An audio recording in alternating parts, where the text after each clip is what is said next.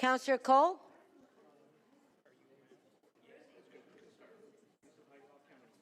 Okay. All right, so we'll go back to quick releases if we can put the names on the list.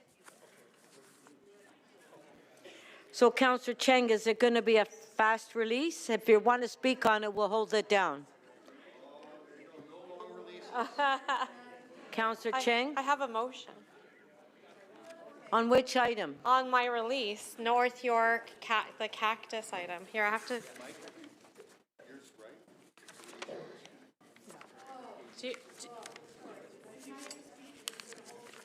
Okay. NY 18.6? Yep. Is it NY 18.6? Yes, it is. Okay, so do we have your motion? They should have it, yeah. Okay. That's 150 and 160 Cactus Avenue. And I don't need to read it, right? No.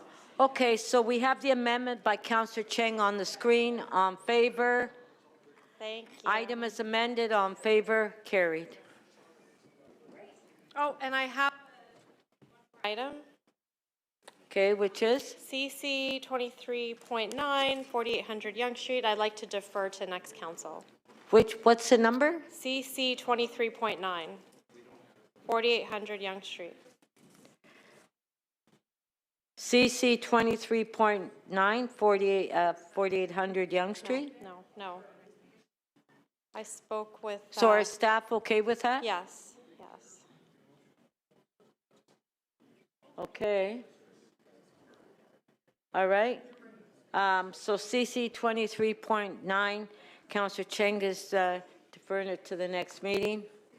On favor? Carried. Thank you. Councillor Fletcher.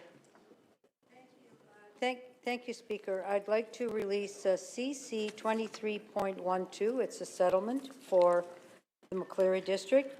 And thanks, staff, for getting more of a percentage of affordable housing than was originally there, although it's very low. You know I don't like that low amount. So is that's item CC 2312? Yep, Lakeshore. Okay, just 1 second, Councillor Fletcher, please. Just releasing that.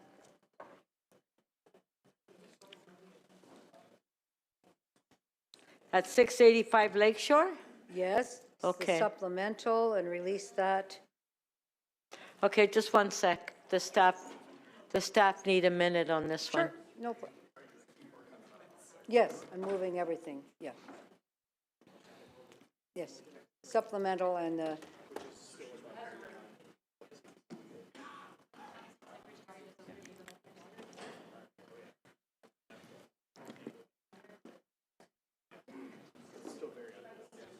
we can hold that if you want, Speaker, and right. Do you have another one?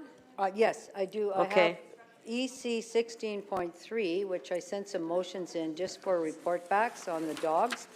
While you're getting that up, apparently condos can say you can't have a dangerous dog sign, which is required. So I'm asking the city solicitor to comment on that, how we can have condos live up to our bylaw, a few things like that, which I'd sent in earlier. Do you have a motion on this one? Yes, and staff have Oh, that. there it is on the screen. Yeah. EC 16.3. We have an amendment by Councillor Fletcher. On favor? Carried. Report back, thank you. Item is amended. On favor? Carried. Thank you. And if 2312 is available, if not, I think. Okay, we'll wait for that may or one. may not release whatever Yeah. number that is. Councillor Pasternak. Yes, Madam Speaker, I'm prepared to release members' motion 23.25 if the technical amendment is ready. Okay, just a sec.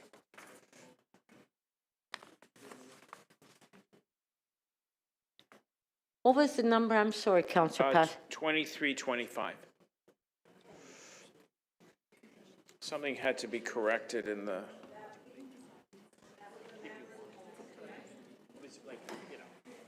Just barely. March council is the 26th, 27th, and 28th. Okay, there's two amendments, so it's on the screen. by Councillor Pasternak. All in favor? Carried. And the second one? It's on the screen. All in favor? Carried. Item is amended. All in favor? Carried. Thank you. Councillor Matlow. Madam Speaker, I've got a couple here. One is, I have a motion on CC 23.8, 2079 to 2111 Yonge Street, et cetera. Is it not? Apparently. Okay.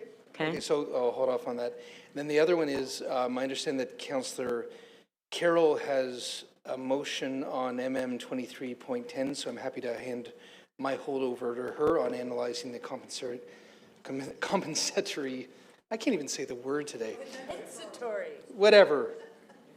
Nobody understands it anyway. Aspects of a councillor's office. That's why I picked that out. I know. Do you want me to move the motion now? 'Cause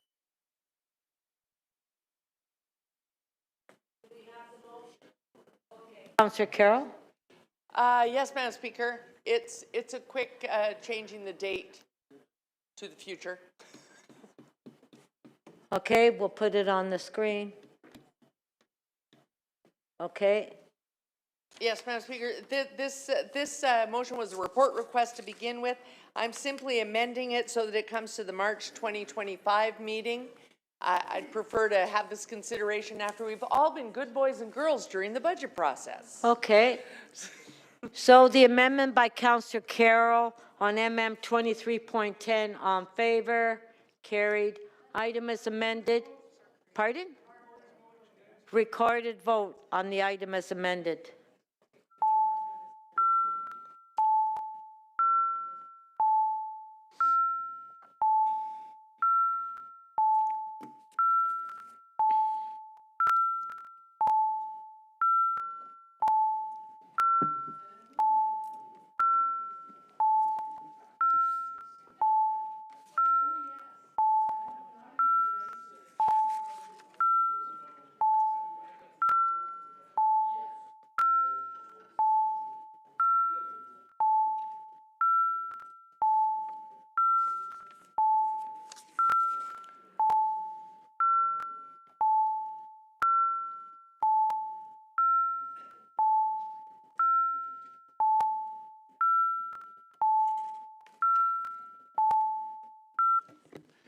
The item is amended carries. The vote is 15-2. Okay, thank you. Sir Bradford, you have your name up there for a quick release? Oh, he's not here. No, I'm here. I'm going to quick release. Okay, Councillor Bradford? Board appointments over to Councillor Fletcher to move a motion. That's CC 23.4, appointment of public members to the Creatio Board? That's right, yep, CC 23.4, And you're giving it to Councillor Fletcher? yep, who has a amendment Okay, to move. Councillor Fletcher? Okay, just one sec, I'll Thank you. turn your mic on, okay? Yeah, and there's motions here for the members, and then our chair resigns, so there's an appointment of a chair. Thank you. Okay, so on the amendment by Councillor Fletcher, on favor, carried. On the second amendment, on favor, carried. Item is amended, on favor, carried. Okay, thank you. Councillor Chernes-Lynn? Yes, thank you. I wish to release the hold on CC 23.16. This is 49 to 59 Lawrence Avenue East, but I do wish to briefly speak on it, and I would like a recorded vote. You want to record, you're releasing in a recorded vote? Yeah, but I want a chance to Oh, speak if you on want to it. speak on it, then it's not a quick release. Okay, thank you. All I'll right? do it later then. Okay. Councillor Cole? I have a release for 272 to 296 Lawrence. Which item is it, Councillor Cole? CC 23.6. CC 23.6. Okay, CC 23.6, okay. And is there an amendment there that should be? Yeah, it's been advanced circulated, and it's on the screen, Councillor Cole. I'm So you move the amendment? moving the amendment and asking it to be released. Okay. On the amendment, on favor, carried. Item is amended, on favor, carried. Thank you. Councillor Sachs. Yes, thank you. I would like to try again to release IE 17.5 with my motion. I know the word direct had to be changed to request. Are the clerks ready? Okay, which item was that again, Councillor Sachs? IE 17.5, enhanced nighttime security, green P. Okay. I have a motion drafted by TPA staff. It had the word direct, which had to be changed to request.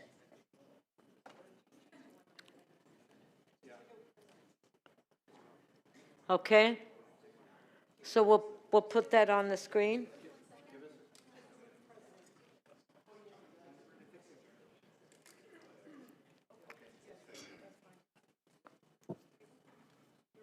There it is on the screen.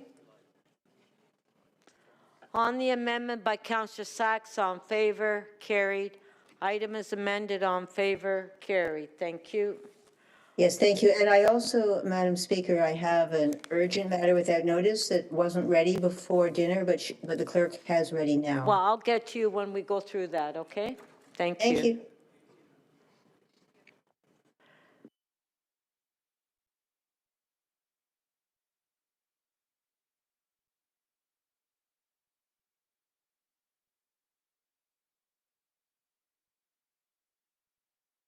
A quorum call. Ring the bells.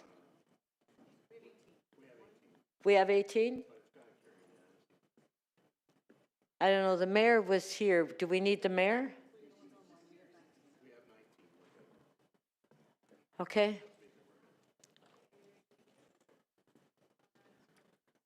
Who's first?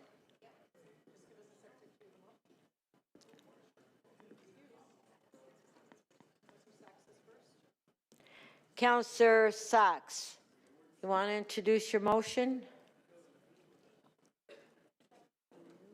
Yes, please. I would like to introduce my motion. This is to correct an error in a motion that we made in May relating to Chinatown and to accommodate some requests from the Chinatown Business Improvement Association for some adjustments and to accommodate the extension of time needed for the Spadina streetcar to be finished. Okay, on favor, carried. So, okay, so we've put it on the agenda. Who's next? Councillor Moyes, Yes, Madam Speaker. you're up. What are you asking? Oh, I do have a motion to, I do. I have two motions. Which one is on the screen here?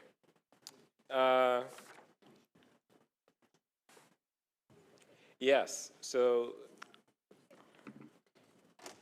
the city needs to file an objection to the liquor license application as soon as possible. And Carried. Okay. I do have a second item here. This one's from staff. The matter will be before the OLT for settlement conference by November 19th, so it's urgent for that matter. On favor, carried.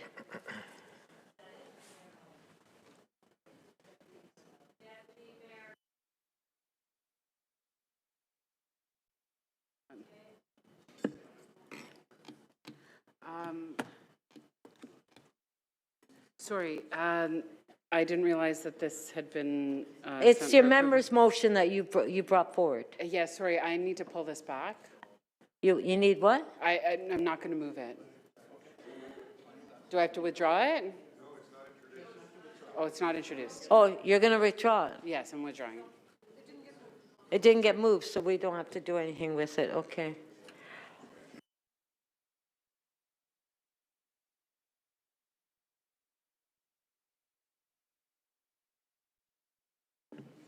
Councillor Ainsley, your name is on the screen. Is it there for a reason? Are we doing quick releases, Madam Speaker? Okay. I have CC 23.2 held, but I have a motion, but I don't know if clerks have it ready. Do we have that motion ready?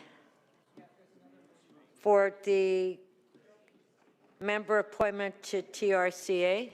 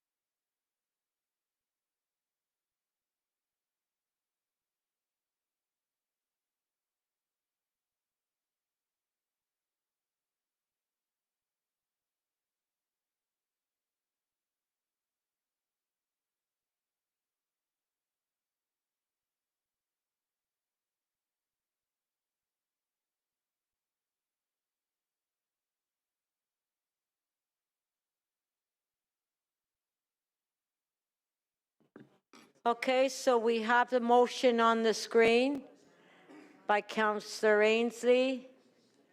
On favor? Carried. Okay, thank you.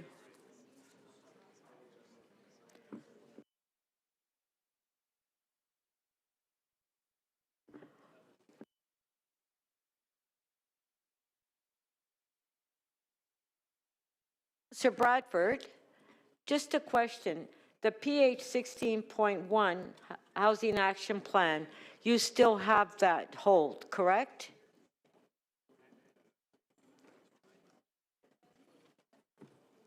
Yeah, that's correct. I don't suspect that's a quick item. Okay, no, I just want to make sure it was Do still. you want to try? No, I just want to make sure you still Yes. had that hold. Thank you. Okay, so.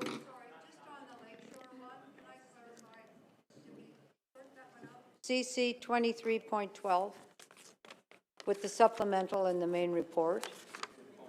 Did that get moved and? Okay. Remember the staff were just looking to make sure that we Yeah, had just, everything if in you can place. just give us a minute I on can. that one? Yep. No, that got held up for a second, I think. So I just want to clear it off if we can. Not ready? Okay, that's fine. Okay. We'll do it later. No problem. That's fine. Thank you. So we'll go to the top of the agenda, which is EC 16.1, which is Culture Connects, an action plan for culture in Toronto. So Councillor Carroll and Councillor Moyes held it down. So we'll open it up for questions. That's on EC 16.1.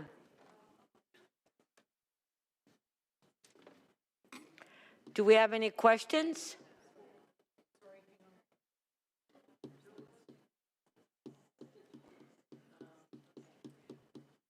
No?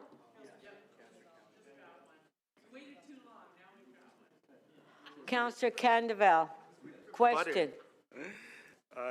Thank you, Madam Speaker and staff for the excellent work in this. A couple of questions regarding timelines and the dashboard that are articulated in the action plan. In particular, with regard to the dashboard and the evaluation framework, will this be publicly accessible for the community and for the city? Through the speaker to you, Councillor Candeval, yes, it'll mirror what is now the Toronto Economic Dashboard and be available to the public in that form online. Excellent. And what are the key indicators that we're going to utilize to collect data on? Through the Speaker to you, Councillor Condoval, right now we're looking at the distribution of grants. That's by geography to include district and ward. We're also looking at equity data, disaggregating the distribution of grants by cultural community. We're also looking at the provision of cultural infrastructure, and that is proving to be a challenging task. So we expect to be able to be back within the next year to provide council with a very good baselining for the provision of cultural infrastructure across the city. Thank you. And lastly, does this data currently exist, or will this be a new form or new data for us? Thanks for the question. Through the Speaker to you, Councillor Condoval. It is a mix. Some of the data does exist, but we are finding that we're having to fill a lot of data gaps, and we're relying on objective, credible third parties like the University of Toronto School of Cities as a research partner to help assemble this information. Excellent. And the data as a form of geographic distribution, do we know at this point what format that will look like? Through the Speaker to you, Councillor Condoval, currently the Toronto Arts Council reports out via open data on the distribution by ward of all its grants. That's a searchable spreadsheet put up on their website. So that would likely be the same form we'd look to emulate. We can use that same data to populate, for example, Google Maps to do a data visualization of, say, the distribution of infrastructure. That would be very, very helpful, and that's it. Thank you. Okay, thanks.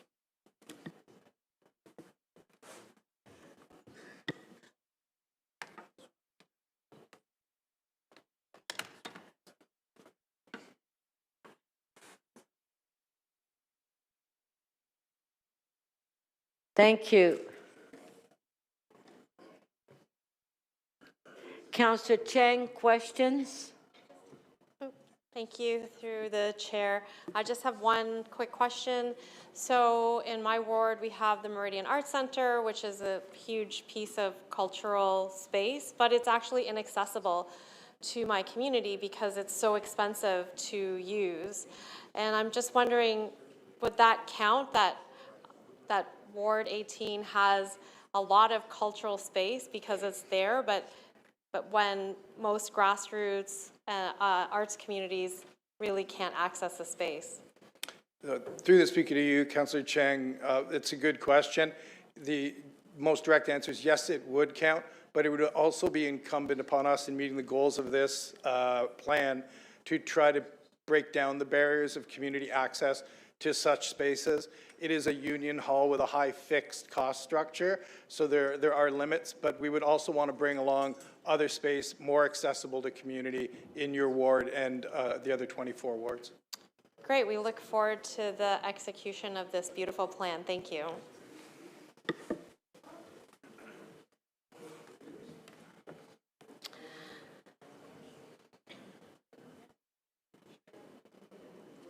Thank you, sorry.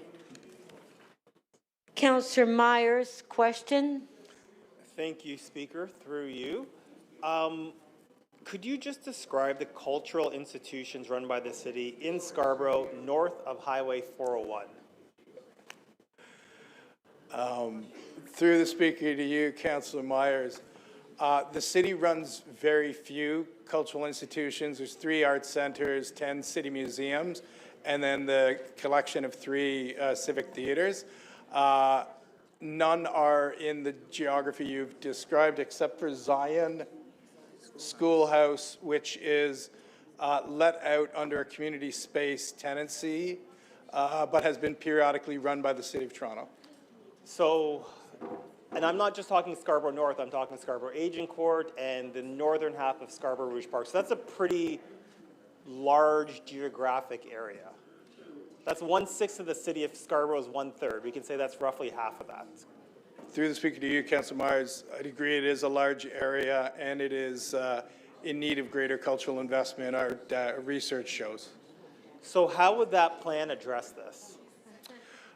Through the Speaker to you, Councillor Myers, if there is one overarching priority within this plan, it is getting to a more equitable distribution, particularly by geography.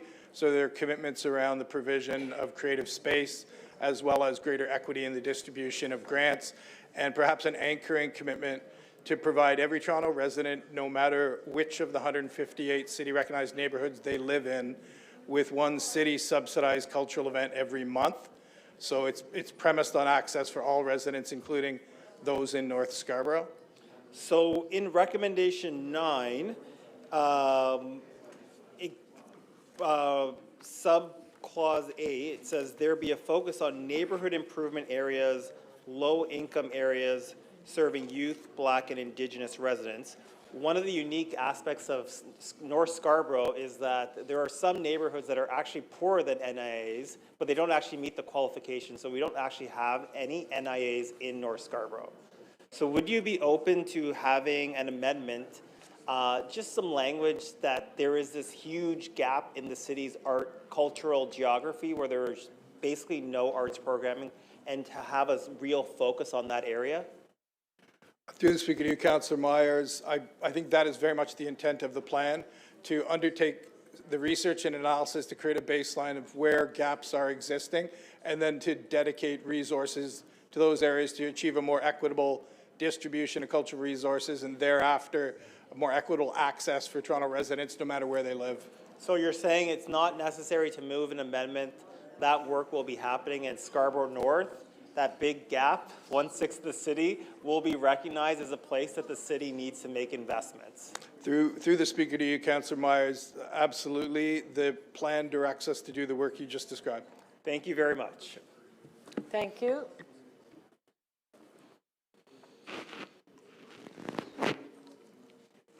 Deputy Mayor Malik, questions?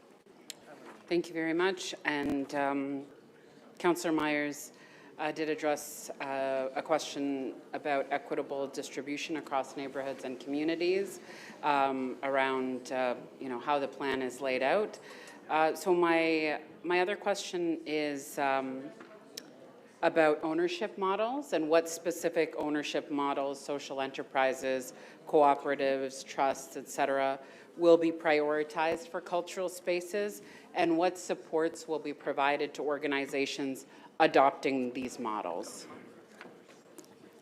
So through the Speaker to you, Deputy Mayor, just one of the things that we do pull out in the plan is the importance of looking at different ownership and operating models for cultural infrastructure. That's part of the work that we're going to do in year one as part of our cultural infrastructure study. That might take into account different models such as land trust, or looking at different meanwhile space configurations so that we can bring more space into use for communities. And are there any incentives, or is there support? What is being provided to organizations who will be looking innovatively and expansively with you around these models? So through the Speaker, so at present we do provide support through our Office of Cultural Space, and there have within our staff expertise and guidance to help to support interested parties that are looking at ways that they can move space forward or opportunities that might exist in their neighborhood. We also, through the study, will have a better sense of what type of additional incentives might be helpful to achieve the end that you're speaking of, like achieving different models and getting them activated. Okay, well, one of the challenges that we're seeing is around the financial sustainability and viability of arts and culture spaces. So how will the city address the financial sustainability of, I guess, what we would call alternative cultural spaces, including, I'd like to hear a little bit more about whether there's potential subsidies or tax incentives or financial support mechanisms. Through the Speaker, and thanks for the question. We are looking at additional opportunities to use the creative co-location tax reduction and different uses that might, for which that might apply, which would give other organizations and other spaces a way to offset their costs. We're very aware of the cost pressures that some organizations are facing. And I guess my final question is just, what have you found through the development of this of this strategy and this plan around the contribution to the city's economic stability and growth that arts and culture spaces contribute to. Through the speaker, and thanks for the question. I'll expand slightly beyond cultural spaces, because I think what we found is both with respect to space, but to culture and cultural activation in general. That makes a significant contribution to the city's economic status, to the city's GDP, 5% of the GDP, and almost 150,000 jobs. So culture is an important and critical part of the city and how the city grows and thrives, which is why in this plan we bring forth a number of actions to help to support that. Thank you.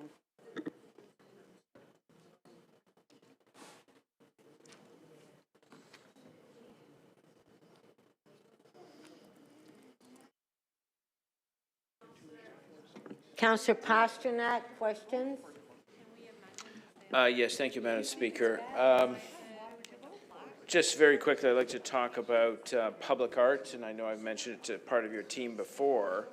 Our situation might seem odd in York Centre, but we have lots of money in escrow, but we can't push it out and get these projects done. What is in the plan to push this money out? And it's a long haul to get a public art installation up and running with ribbon cut. It requires a working group, public consultation, the listing of artists, the selection of the artists. What's in here that can accelerate the spending of the money and the supporting of artists? Through the speaker to you, Councillor Pasternak, thanks for the question. In fact, this report was preceded 5 years ago by a 10-year action plan on public art. And within that plan, there are a number of mechanisms to do exactly as you suggest. They include broader definitions of public art, so it need not be all monumental, permanent sculptural work. It could be temporary in the form of a mural or other. Also, a desire for the city to become more involved in design and production. What we have seen is we push a lot of that responsibility onto artists, who thereafter have great difficulty, particularly if new, becoming a project manager and delivering a construction project. So we're de-risking projects, and we're finding that speeding up the process. And we've added one staff person in the last couple of years to the office that oversees that function. So do you think you have the capacity to push these projects out and get them going? Through speaking to you, Councillor Pasternak, yes, I think we've seen an acceleration since we've added the staff person, and we could get you the data on what that looks like against a pre-pandemic baseline, but I think we have the capacity. Okay. All right. Thank you.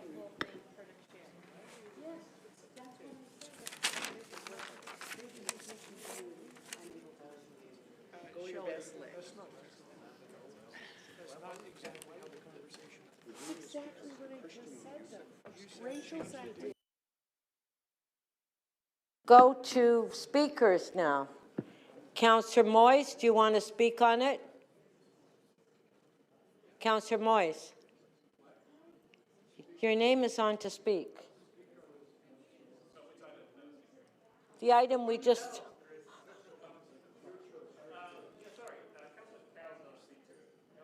But you put your name on. Okay, so then I have Councillor Burnside. Councillor Burnside? Thanks, Madam Speaker. Oh, do you want to speak on this? Okay, just a sec. I'd like to call the question. Oh, you're calling the question? The question has been called.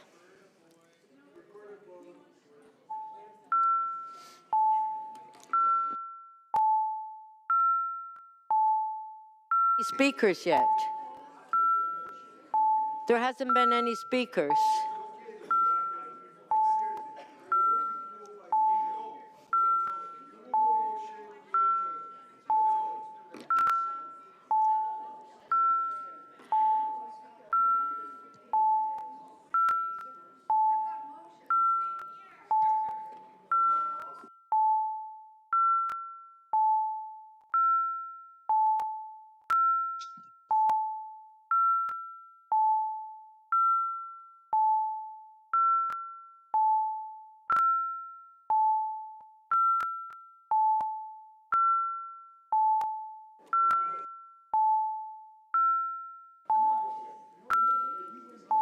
Councillor Sachs, please.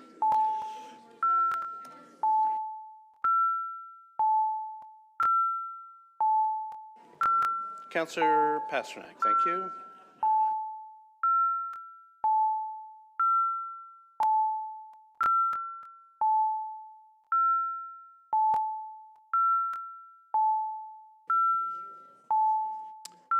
Councillor Matlow, if you can get connected, otherwise you can just tell me your vote, please.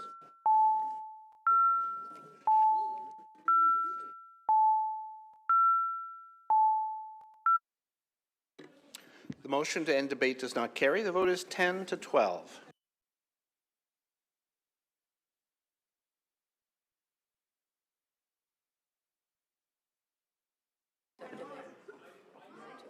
What, hold on. What was the vote? Did it get carried? Okay, so let's just go to the speakers. Councillor Candavel, you're up to speak. Yes. Thank you, Madam Speaker. I've got two motions. Staff are supportive of reporting at the end of 2025 to develop the dashboard. That's the first part. The second part is to report to ACDAV in the fourth quarter of 25 on the and annually thereafter on the implementation, progress, and outcomes of Culture Connects.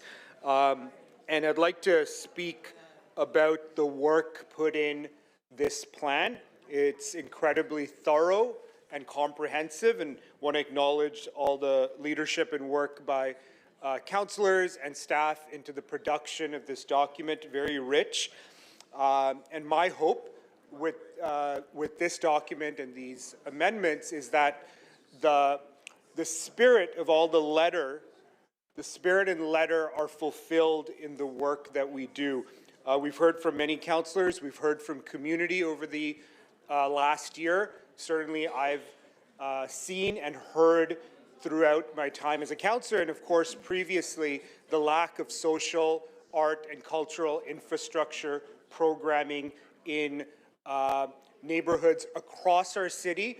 I see that in my ward. I see that across Scarborough and other areas that are considered underserved. So it's with great hope that we have in our staff that the Culture Connects plan addresses the inequity in how arts and culture are supported or not in our city. We know culture exists everywhere. It's how do we tap, recognize, appreciate, and support those endeavors. To my friend and colleague Councillor Myers' points in North Scarborough, we know culture exists there. We see it all the time, but in many capacities, our communities are unable to access the supports programming. So I think part of this work in the next year is to create opportunities for communities to access the myriad of programs that exist and will exist in the action items,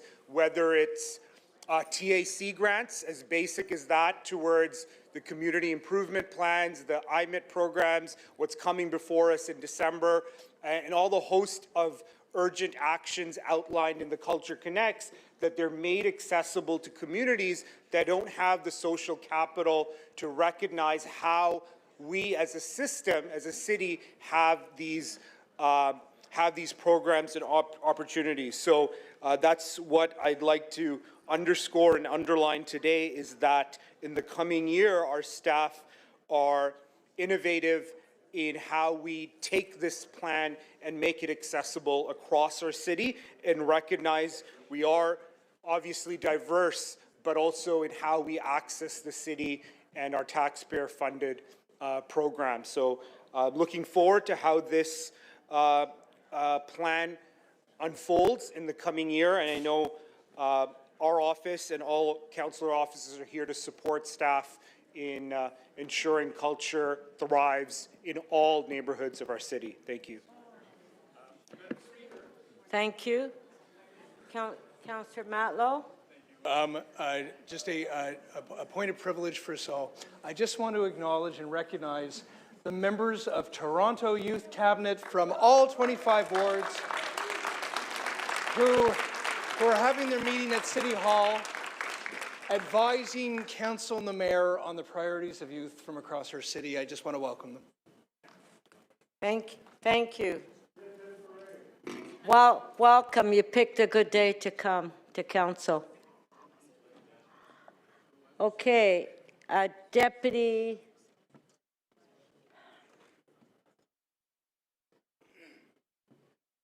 Mayor Malik to speak.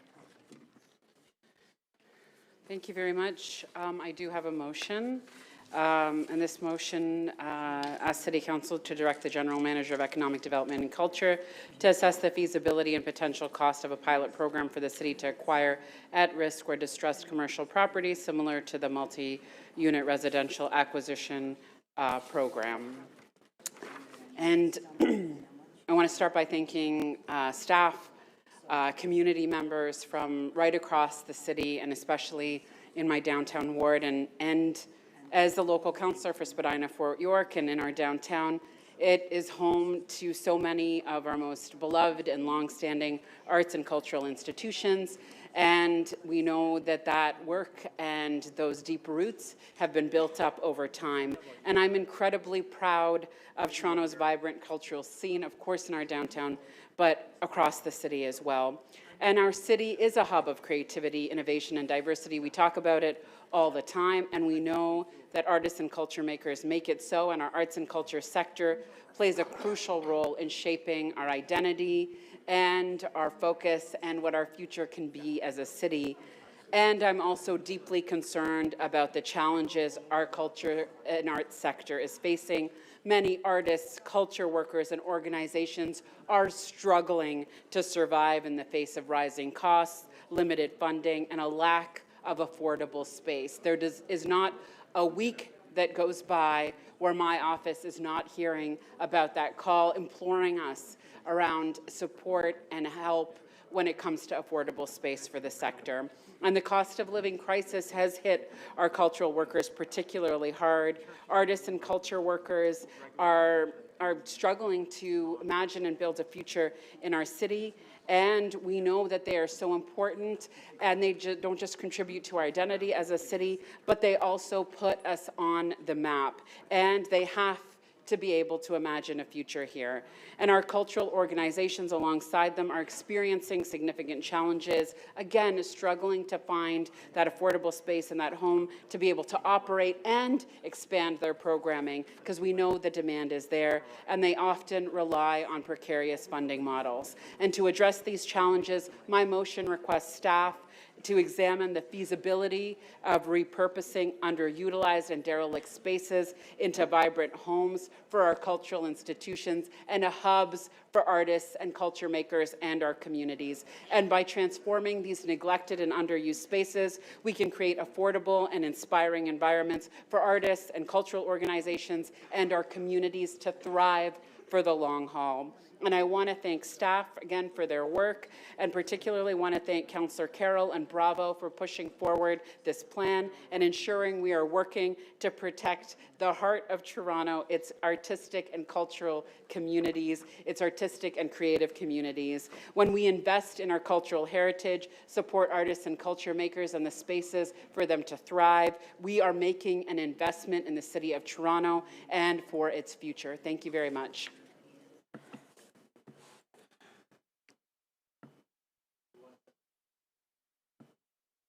Councillor Myers to speak. Thank you, Speaker. Through you, I rise in support of this plan. So despite the lack of cultural institutions, Scarborough actually does have some great artistic features. We have Asialicious, we have Tamil Fest, which is the largest festival in the East End, 250,000 people attending. We have the Kiddies Carnival, which is a junior carnival for the Caravana Parade. And we have many talented local artists in our schools and some in private homes. And it's just a real arts yearning that is there. We did our Arts in the Park this year. We had Japanese drummers at Alex Muir Park. very, very well attended by the community. And the one thing that the community said is, I wish I didn't have to go downtown to get this type of arts entertainment. So I'm very, very happy to see this report, see that we are looking at our cultural strategy as something beyond the core that includes all the neighborhoods, because every neighborhood in the city has something unique and positive to contribute. Thank you very much. Thank you. Councillor Fletcher to speak. Thank you very much, Speaker. I have a couple of motions, if I can get those up there, please. Thank you.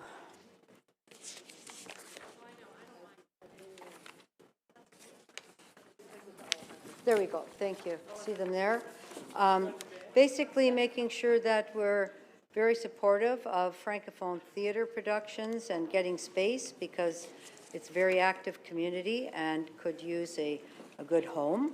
And secondly, all the nonprofit theatre community in the city, whether you're in Scarborough or North York, Etobicoke, in this old city of Toronto or East York, Paper Mill Theatre down at Todmorden, there's spaces, there's places, and let's just find a way to bring more people forward, find out how to help, and bring that strong cultural tradition that we have here in the city forward. So I'd like to advance those two motions.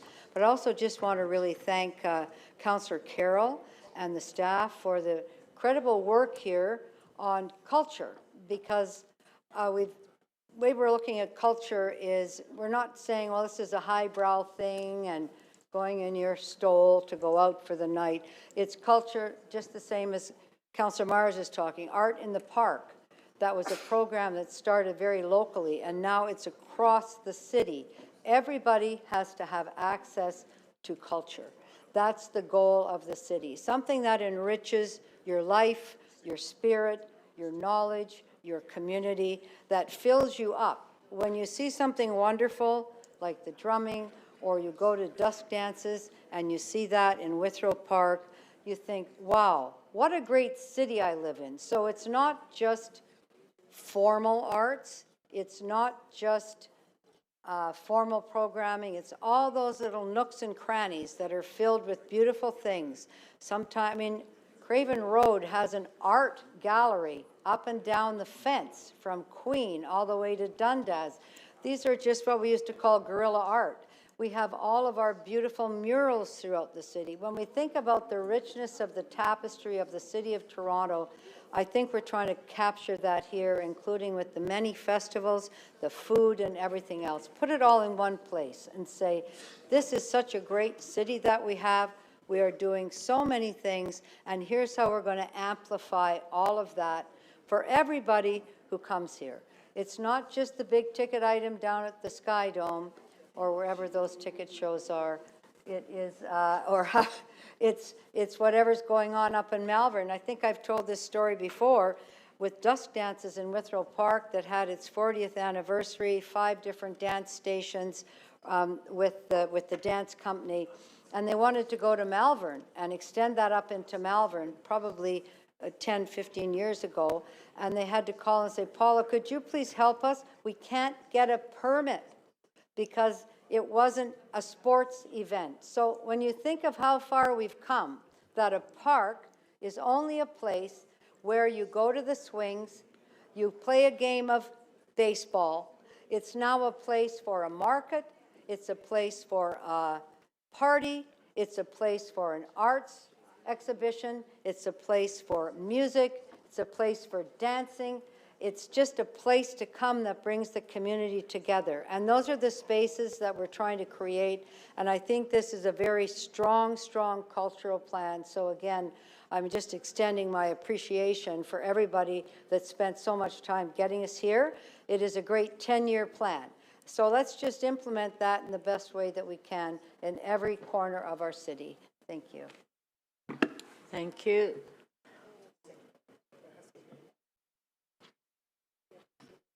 Councillor Cheng. Thank you, Madam Speaker. I have a motion.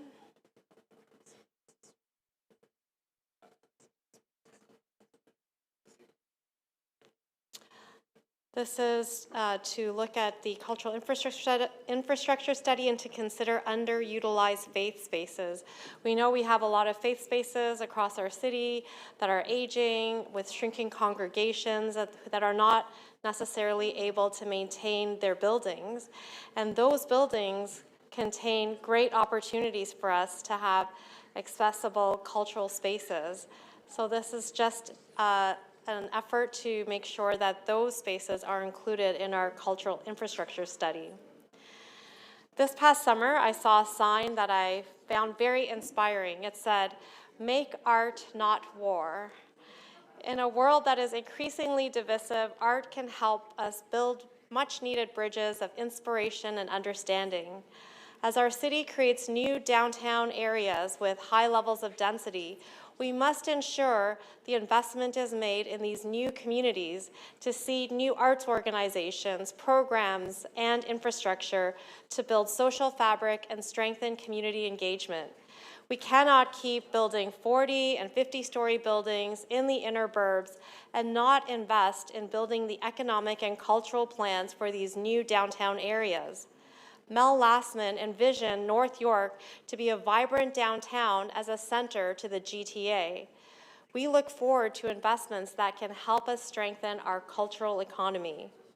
In Willowdale, we have a fledgling arts organization called the Willowdale Arts Collective that started our first live lounge with live music at the Novotel Hotel just a couple of weeks ago, every Thursday night this winter. And the first 2 nights that have been planned have been sold out. The hunger for the arts is here, but the infrastructure is still lacking. North York Arts has said they dream of having accessible gallery space. Local actors have said to me they would love to find affordable rehearsal and performance spaces. Yet, current spaces are unaffordable and inaccessible. We have 80% immigrants living along the Yonge corridor, and there are amazing cross-cultural arts opportunities that need just a little bit of investment to seed and expand the existing pool of talent. We thank you for this plan that seeks to make arts more accessible and distribute it across our great city. And we will be a better Toronto when we invest in the arts that brings our city together. Thank you.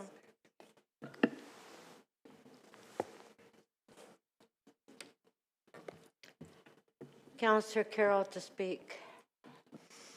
Thanks, Madam Speaker. Madam Speaker, I hope people know I'm speaking on behalf of the people who worked on this plan, but also Chair Bravo, who's, I think, tucking into bed. She just sent me a message. There are some people who haven't been thanked. We have thanked our staff, and I'm happy of that. Aderonke Akonde, our culture czar, she gets mad when I call her the czar, and Marguerite Pigott. Screen is a part of this, and so there is the team there. But sitting way in the corner are people who helped us through the advisory panel process. Mojin and Ben were the staff members who facilitated an advisory panel that is so reflective of the things that councillors have spoken about here today. And the panel itself was chaired not just by myself, but actually a little more with a little more oomph by Maxine Bailey, who many of you know is the executive director of Canadian Film Centre, but we've all known her in the culture sector for years.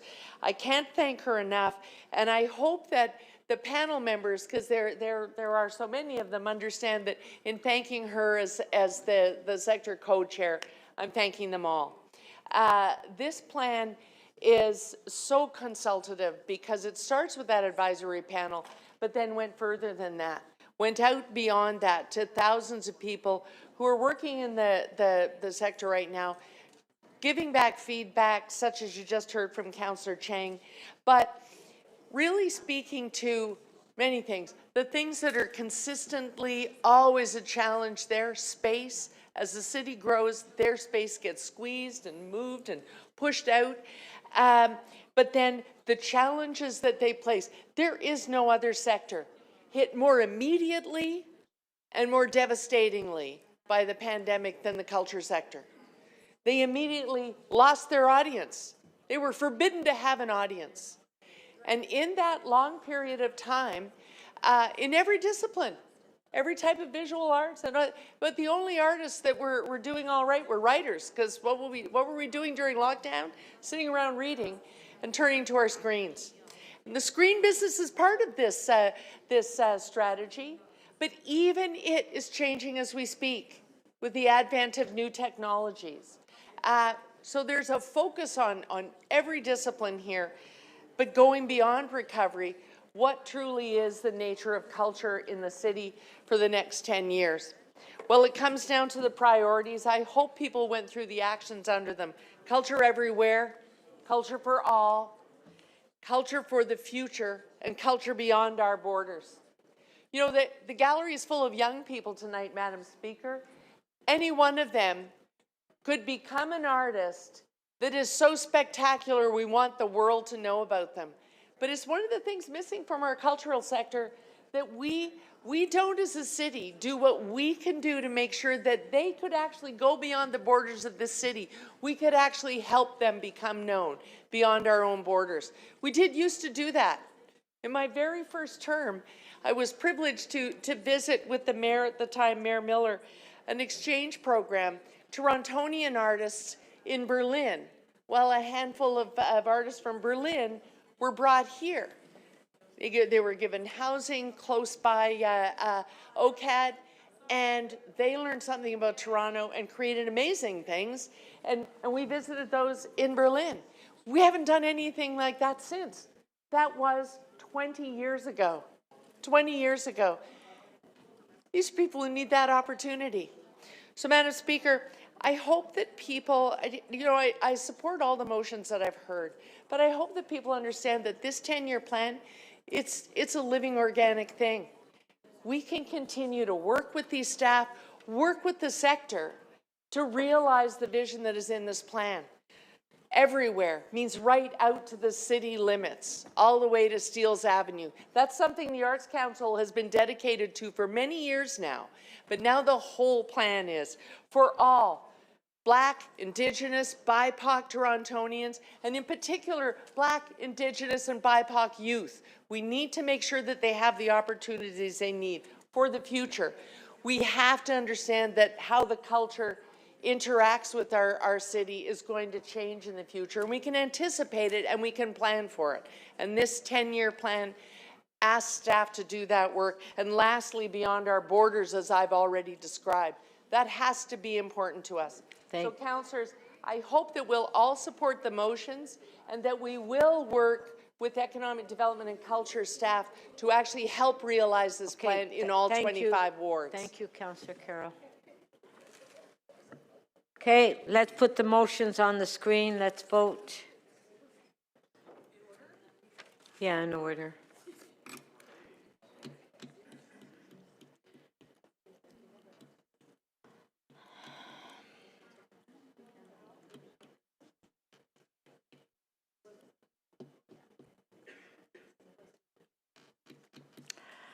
Okay, motion by Councillor Candeval. On favor? Carried. Next motion.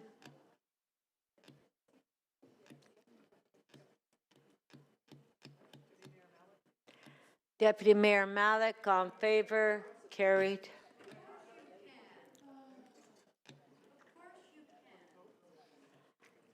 Okay, recorded vote.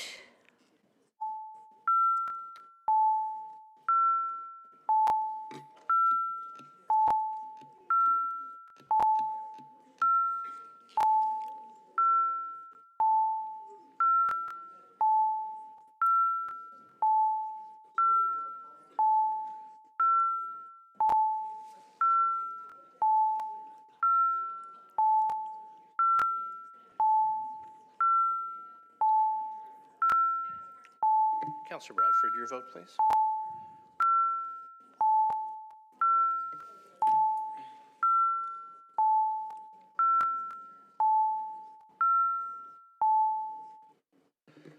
The motion carries. The vote is 18-2. Okay.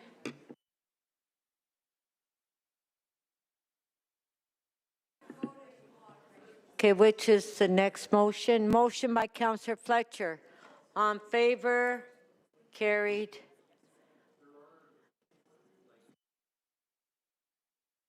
Motion by Councillor Chang. On favor? Carried.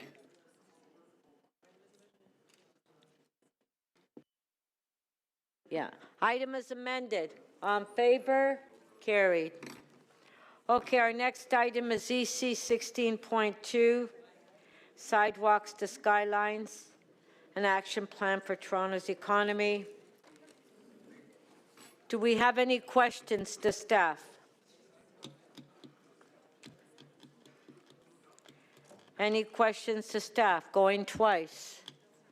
Councillor Candavel. Thank you, Madam Speaker. Are we waiting for staff? Okay. Oh, it's not you guys? Yeah, that's what I thought. Yeah.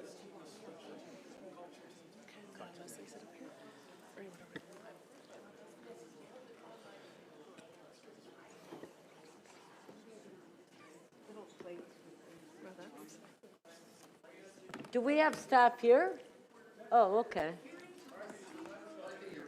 Oh, okay. I was waiting for them to settle in. Come, okay. Can I ask, Yeah. or do you want to tell me? All right. Thank you, Madam Speaker and colleagues. This is the second of two very consequential, impactful plans for our city and our people. Want to start with a few questions. The conversation that's happening in many of our communities is how we attract and maintain employment amidst tremendous intensification and growth. Can staff speak specifically to some of the items that are within this plan and coming up that address that concern? Through the Speaker to you, Councillor Candavel, thank you very much for the question. There are 4 priority areas here.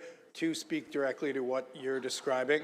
One is global competitiveness, certainly, and a second is good jobs. And in those areas, we recognize that even prior to recent events in the U.S., we're facing a competitive environment with respect to foreign direct investment attraction, and that the role of the city, in addition to having an FDI attraction agency in Toronto Global, is to create the right conditions to land with the least friction possible investments from around the globe that can add jobs for Torontonians. And in this plan, we talk about the preservation and intensification of employment lands as one example, and we also need to be more deliberate about those sectors with the greatest opportunity to contribute to higher levels of productivity and competitiveness in Toronto, and those are named in this plan as well. Thank you.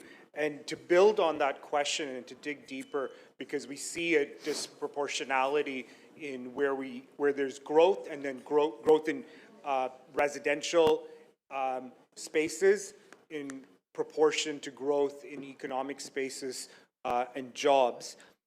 What is the plan encouraging in regards to areas that we have identified as underserved or in need of economic development?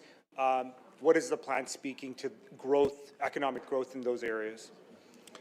Through the Speaker to you, Councillor Candavel, certainly the official plan calls for the addition of 750,000 residents in Toronto by 2051, and we need 500,000 jobs in order to have a functioning economy, give those people the income necessary to live here.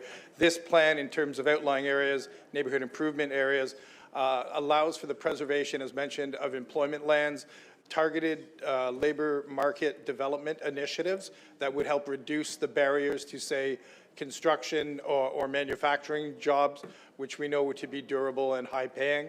And we also have a number of initiatives here, such as the Indigenous Centre for Innovation and Entrepreneurship, which provides targeted support to the Indigenous community.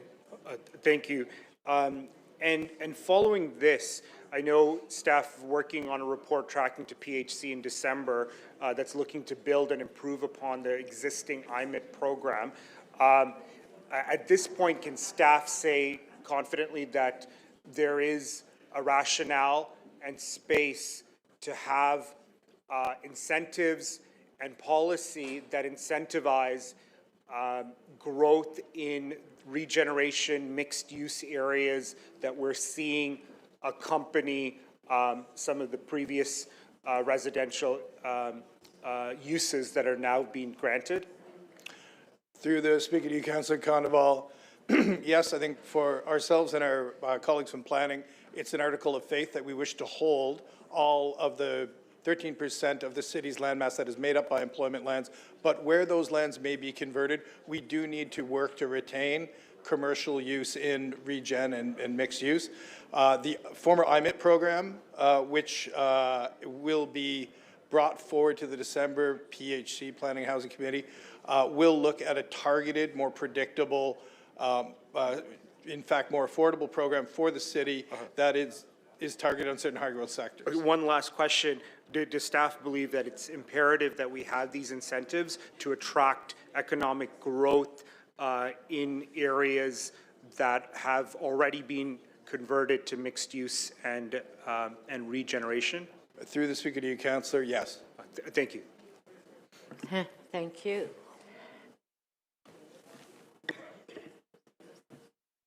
Councillor Cheng, question. Thank you, Madam Speaker. The province has identified 4 urban growth areas outside of the downtown core: Etobicoke City Centre, North York City Centre, Scarborough Centre, and Yonge and Eglinton.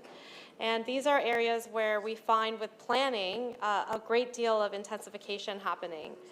But when the jobs are not being created, and currently, you know, in Willowdale, we have the highest concentration of office space outside of the downtown core with a vacancy rate of 30%, and new developers no longer wanting to match the original secondary plans that did require office space.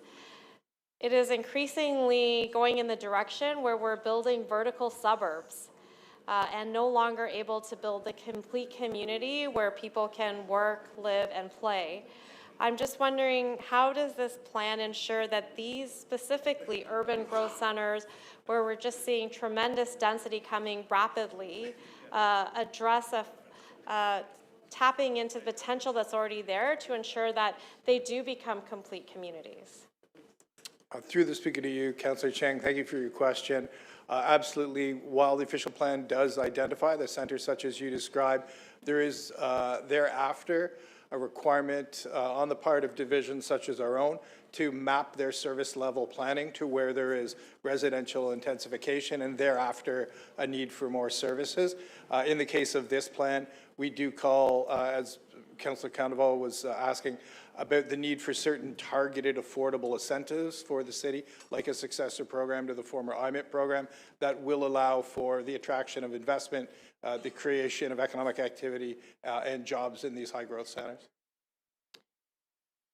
And in terms of the office vacancy rate, what can be done to address that when we're outside the downtown core?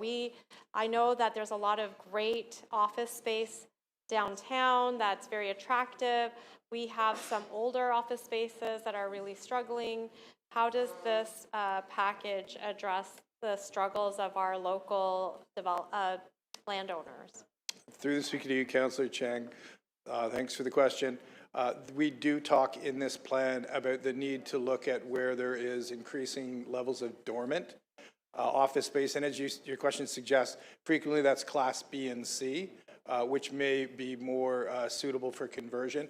We see a continued strength in Class A through AAA commercial real estate in most parts of the city. There is an office conversion study underway with Economic Development and Culture and City Planning that we look to bring forward to Council soon, which would talk about what mix of land use planning incentives and other incentives, financial incentives potentially, could be used to incent the conversion of use, not the conversion of zoning. I also noticed recently that, you know, most developers really want to have office space if they have it, and no one's really asking to develop entertainment space like bowling alleys or movie theaters. I lost my bowling alley through a new development. I'm so sad about it. There's one on Dundas. I'm just wondering, you know, the work, live, play includes play, and how can we strengthen real estate that's devoted to play in emerging areas of density? Thanks for the question, Councillor Chang. Through the speaker to you. Certainly, we've had questions that relate to complete communities, and as you say, live, work, learn, play are at a high level the aspects of any complete community.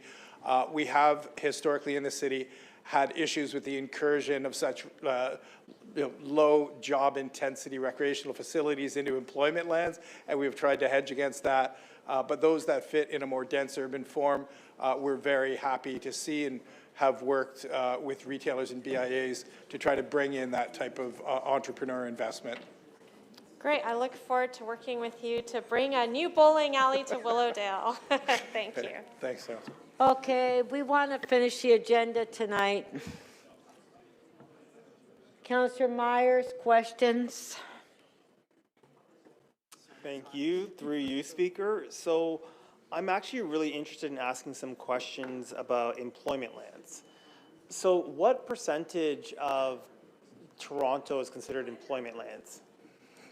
Through the speaker to you, Councillor Myers, currently 13% of the landmass of the City of Toronto is zoned as employment areas. And what percentage does the city estimate that we need to keep as employment lands in order to have the type of economy that we envision in this document? Through the speaker to you, Councillor Myers, 13%, or 100% of the 13%. 100% of the 13%. Is that likely to be the case 10 years from now? Through the speaker to you, Councillor Myers, we have that number in the last 5 years or so has gone down from 14%, so we've lost about 7% of that land. So the trend is not great. Certain changes in provincial legislation as they relate to the city's land use powers have also challenged our ability to retain it. This plan calls for us to redouble our efforts to not just hold every acre of that land, but intensify the use. We call for a 5% increase in the jobs in employment areas in this plan. Would staff ever recommend coming back with a recommendation that Toronto keep a minimum threshold of a certain percentage of land designated employment land, and if we were to go below that threshold, we would have to make that up somewhere? Through the speaker to you. Oh, I'll pass to my colleague, the Chief Planner. Through the Speaker, clearly the preservation of our employment lands is a priority. That priority has been set out in the official plan. It's set out through the process that we go through every 5 years for a municipal comprehensive review. It's a high priority. The precise means that you've just suggested would probably be very challenging given our legislative and provincial policy context. And of course, we are most successful at preserving our employment lands when provincial policy supports that policy imperative and recognizes the need to preserve those lands in order to ensure a strong economy in Toronto for many decades in the future. Right. So we are set to lose a lot of employment lands in my ward because a subway is being built next to an employment area. One of those key businesses is actually a cement factory, Dufferin Cement, which if you know anything about cement, you know it has to reach its destination within 30 minutes for the cement to still be used.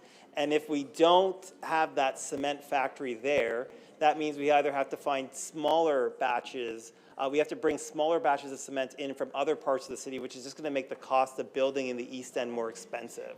So what is the plan to sort of keep these key businesses and industries going when they're facing this type of pressure, such as the arrival of a new subway, which we welcome, we want the transit, but in the process, it seems like we're sacrificing our employment lands, which are also strategic and critically important to the vitality of the East End of the city as a whole.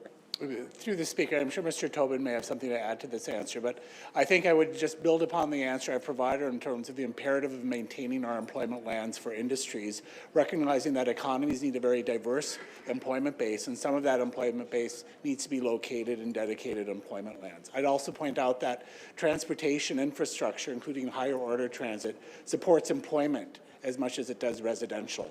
Those two land uses are both important in order to justify transportation investment. So that's a land use perspective, and I think there's likely also a programmatic perspective that Mr. Tobin would comment on. Sure. Thank you. And through the speaker to you, Councillor Myers, Chief Planner is correct. We would also look at such things as the commercial industrial ratio to residential property tax rates, wanting to create a competitive tax environment. We also look in one case we were able to convert residential to employment in Councillor Pasternak's ward, and that was through targeted foreign direct investment. So we look to expand the mandates of these. And you'll also see in this plan call for a focus on our ports of entry. What industry is calling for is that we ensure that the integrity of the grid and Hydro Toronto's ability to supply electricity is maintained, that we invest in the port so that we continue to make it competitive for these industries such as aggregate and concrete to be able to move product as efficiently as possible. Thank you very much. Okay.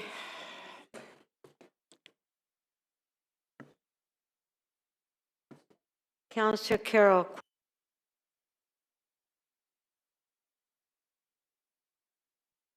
Thanks. Just a couple of quick questions. I want to take advantage of the fact that we do have Acting Chief Planner here.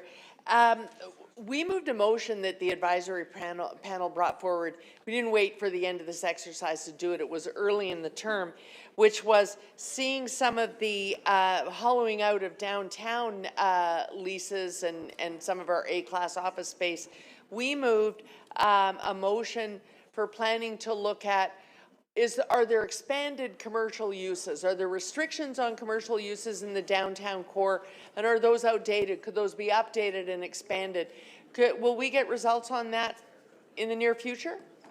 Through the chair, there will be results on that. We are undertaking study on the office market throughout the city to understand the possibilities there and first of all, what the future demand for office may likely be, recognizing that we are in uncertain times. We don't necessarily have a crystal ball in terms of what the city's needs will be for office space in the future. I think, candidly, there's also sometimes an assumption that office buildings can only be used for office under the zoning bylaw. In fact, our zoning is quite permissive with respect of what can happen in office spaces. And there are some parts of the city that have more restrictive zoning that perhaps need to be examined. But I think very often the challenge is ensuring that property owners understand the full range of uses that they could offer to tenants. Right, right. And then secondly, understanding how the market will evolve over time so that they can make those spaces available to prospective tenants. So barring, infrastructure needs, as Mr. Tobin has just outlined, we could be encouraging some of our top landlords in the downtown core, some of the big REITs that own office complexes, to come in and examine. It may be less restrictive right now than they even think. That's possible, and in cases where they have potential tenants that they're interested in attracting, and perhaps where the zoning does not permit that specific use, obviously we would want to work with them to understand what could be done to make sure that their buildings can be as flexible and as productive for Toronto's economy as possible. Okay, and I'm putting you all on the spot here, but I know we have the expertise on tap to do this. There's always sort of a dynamic about, are we focused on making sure the businesses thrive in the CBD, the Central Business District, or are we doing as much as we can for suburban employment lands and suburban clusters of business? Can we do both at the same time? If we are drawing people in and they're coming in through the Central Business District, does that float all boats? Through the speaker to you, Councillor Carroll, yes, like most cities do have an emphasis on their Central Business District, which post-pandemic are having unique challenges.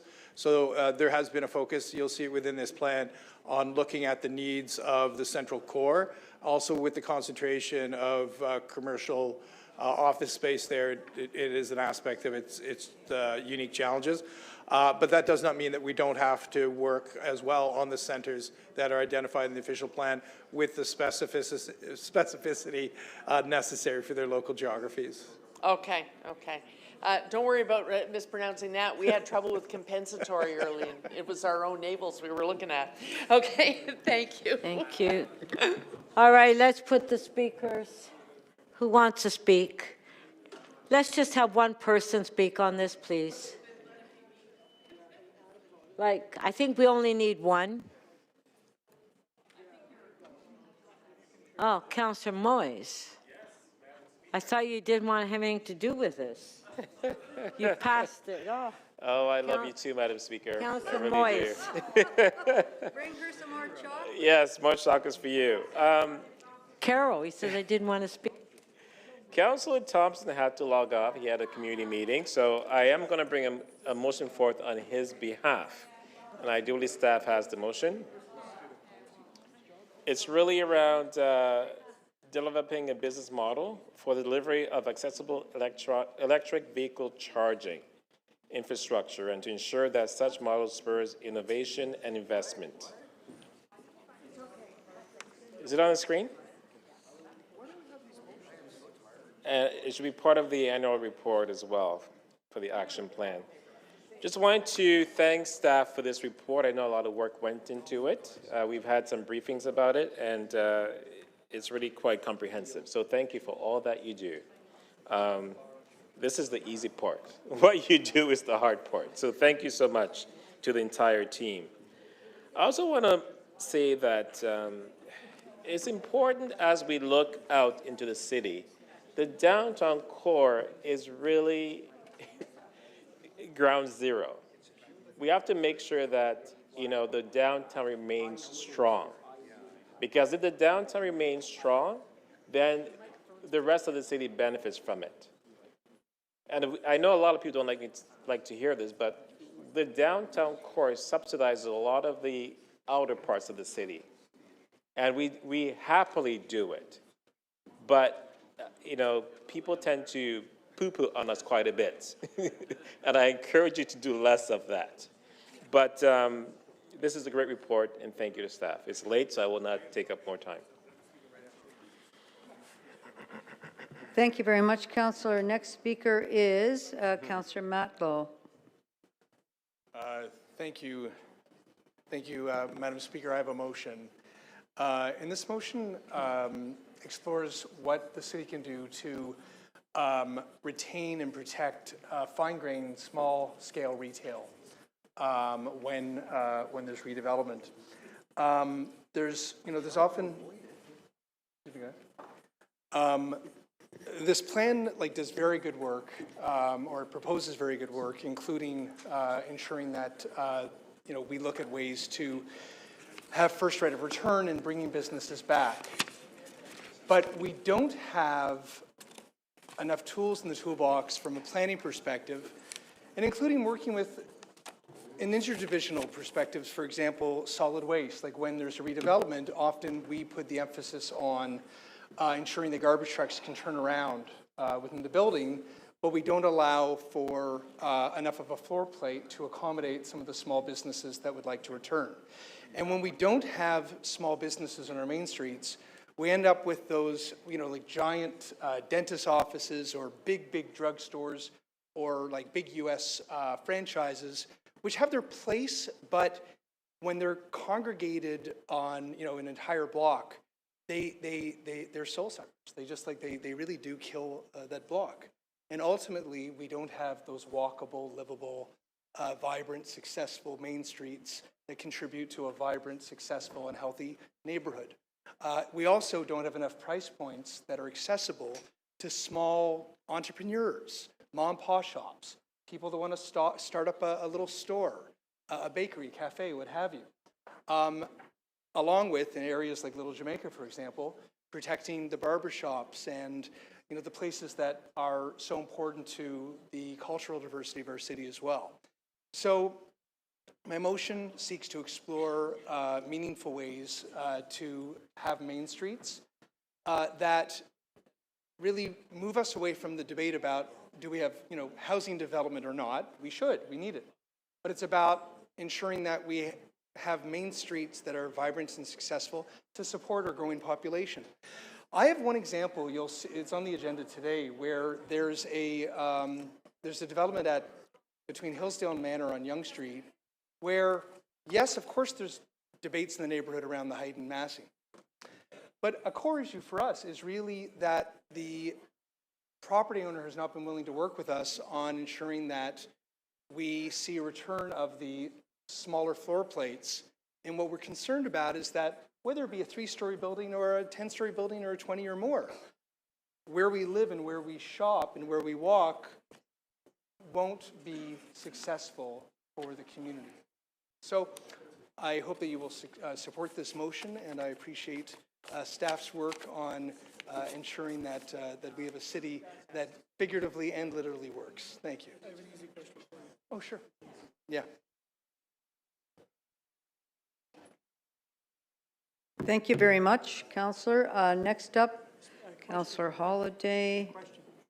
Oh, you have a question? I do. For the mover? Hang on one second, please. Yes, sir. Got to figure out how to do that. All right. So, go ahead. Thank you, Deputy Speaker. I'm very glad to see this motion. Thank you. I know that I've talked about this very issue at Community Council, and even with Councillor Morley, we moved a motion to have a planning study done in Islington Village, because that was the very concern where condo towers are coming in and sort of taking away the village, because what was going back was not physically configured to attract the type of stores that were there and retailers and little businesses. And I just wanted to say, your intention isn't to use the word small and that you mean by tiny, but independent. Barber shops, professional services, things that are at a scale of what we're losing in our city. We're losing a lot of what we often refer to as fine grain retail. Yes. And but often the floor plates do matter. I mean, when it takes over half a block, not only does it, it really kind of destroys the rhythm of having sort of a successful Main Street. But I would add, if I may, it also becomes financially inaccessible to a lot of startups or creative, innovative entrepreneurs as well. So we've asked for different studies to be done, and there's a list longer than what can be actually done. If council adopts this motion, do you see this as a signal to planning that this issue is important, and that when they're thinking about their work plan, they should pay attention to those studies that are asking to further develop this? It should be a very clear signal to our staff that while we consider housing developments or office developments, we cannot forget about the success of the Main Street, where we want the kind of shops and restaurants and stores that provide both the services and the quality of life that people both value and rely on. Thank you, Madam Deputy Speaker, Councillor. Thank you. Thank you. That's you're finished with your questions, and but you're next up to speak, Councillor. So go ahead. You have your 5 minutes now. Thank you. Thank you, Speaker. I'll be very brief on this. One of the things I wanted to point out to my colleagues was the value of some of the roundtable advice that's put in the appendices. We know that the staff went out into the communities, and I would draw your attention to some of the feedback from the Scarborough businesses, the North York businesses, and the Etobicoke businesses, and you'll find some common themes in there. Among them was the protection of our non-residential or business-oriented areas, the proximity of development, the movement of goods, the transportation of workers to these places. And sometimes we forget about this in this chamber. It comes through on staff reports. It becomes policy-type discussion, but there is some real first-person feedback here from really important stakeholders. And those are the businesses that are located in the suburbs and are part of the backbone of our city's economy. And I want to draw our attention to that. And the second thing, although there's a lot of great things in this plan, the one thing that I do not have a strong support, I have support for, is commercial rent controls, because I think that is opening up an economic concern because of what will happen to new people that enter the market and the risks that need to be managed if there's rent controls put in place. So I regret that that's part of this policy discussion. That really actually, I think, belongs with the province.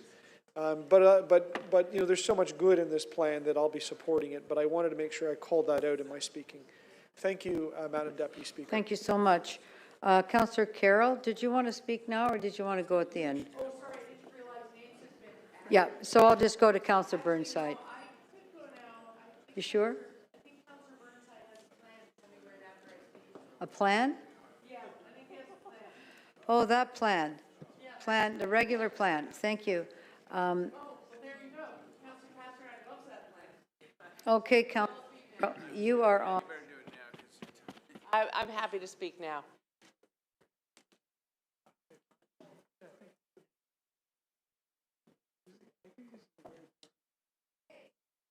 Motion up there, take it away. I do have a motion. I think it's pretty self-explanatory. We need to put together the relevant stakeholders in a table, and you can consider it read, to develop a strategy around the development of an AI cluster. But these are the people that need to be at the table. There's no question about that. And this is already happening. This is a plane that's already taking off, and we got to build it right. I think that motion can be reviewed while we're looking at it. Madam Speaker, this one's pretty simple. There's only 3 pillars here: strong main streets, quality jobs, global competitiveness. That's all there is to it. But what that means is those things happening throughout the city. But you know, there's been a lot of conversation about it has to happen in the inner suburbs. It has to happen everywhere. We need to understand something. Economic development staff have always had that as their guidepost. Always. For as long as I've been here, I've watched them do it. Through most of the time that I've been here, economic development is generally chaired by someone in the suburbs. Generally speaking, save and except Councillor Ray, it's always been someone in the suburbs. Because what you need is a lens that never forgets the preservation of those employment lands. Some of you were mad at how overwrought I was the last time we did a municipal comprehensive review in this chamber, but it's that serious. But what you learn, even if you are, as I am, a suburban councillor, north of the 401, what you learn when you begin to take on this file is what we want to happen in the suburbs is not going to happen if we end up with a hollowed out central business district. And that has happened also in my history here. I was elected 2003, right after the SARS crisis and the power outage of 4 days. And just those 2 acts caused people to go, oh, is this the right place to be? We were also overtaxing businesses. To get through amalgamation, we had made the brilliant decision, I wasn't elected at the time, but we decided we would tax all of these companies at 4 times the ratio of single-family dwellings. And guess what? Everybody headed 5 minutes north of the ward boundary that I represent and moved out to Markham. You go out there, you'll see a long parade of financial district moving their data centers and their offices out there. Let's just get out of Dodge, where we got a fair tax regime. So the work started then to pull them back inside the city limits. And some of them only came so far as to come to the suburbs. But we have to all be committed to having a central business district. Early in those days, we had the Mayor's Economic Competitiveness Committee. And we brought someone in from the OECD to talk to us about it. And halfway through the meeting, you kept talking about your CBD, and that's what will help your exurbs. And you cluster it and you develop it in the center and then you go out. But your CBD needs this. We had post-amalgamation gotten so far away from understanding the importance of a core city in a megalopolis like this, having a CBD. I put up my hand and said to the OECD presenter, sorry, abbreviations, what's a CBD? That man went ashen. From the Organization of Economic Cooperation and Development for the World, said, oh, Toronto, you have a problem. Wherever you represent, you are not doing any service to your constituents if you let that CBD go down to COVID recovery or whatever other economic disruptor can happen.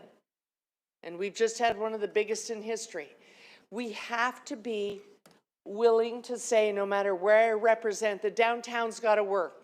And it's why this plan begins, before we get to those 3 pillars that I just mentioned, what our advisory panel, chaired by we were again blessed to have Zabine Hergy, RBC, Deloitte, a distinguished career, chairing it and saying, get the basics right.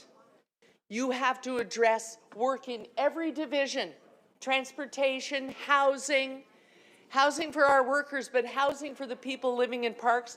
We as the business community are asking you to take care of all those social responsibilities so that we can attract more to this city. So whatever you are concerned about in this city, I guarantee you, you will find it in this plan. And again, you have the next 10 years to work with this team on those things. Thank you, Madam Speaker. Councillor Burnside. Yes, Madam Speaker, I'd like to call the question.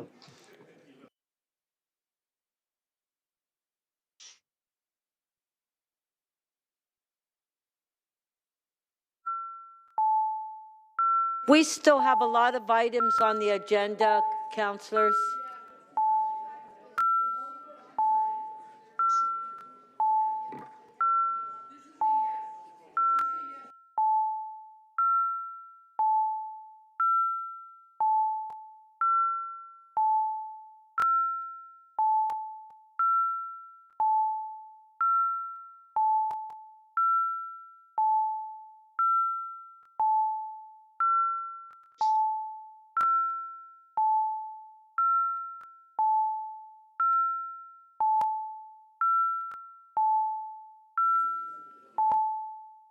Councillor Cole, please.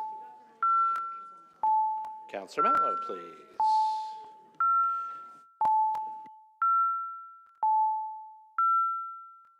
Councillor Fletcher. Thank you.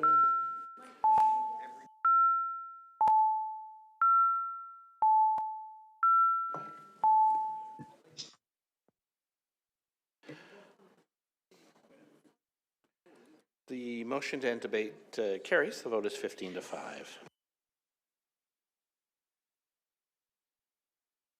Okay, so let's put the motions on the screen.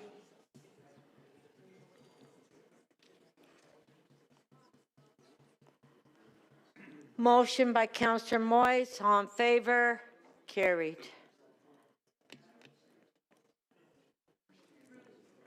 Motion by Councillor Matlow, all in favor, carried. Motion by Councillor Carroll, all in favor, carried. Item is amended, all in favor, carried. Okay, members, if I just need consensus. Councillor Chernis Lynn has asked her item, which is CC 2316. She just wants to say a few words on it because the staff are here, so this way the staff don't have to wait much longer in the council chambers. Do I have everyone in favor of that, to allow her to speak? She has a brief comment to make on this item. Okay. Okay, go ahead. Now this is CC 2316, which is 4959 Lawrence Avenue East. Okay, go ahead. Thank you through the speaker, and I just also wish to ask for a recorded vote on this item.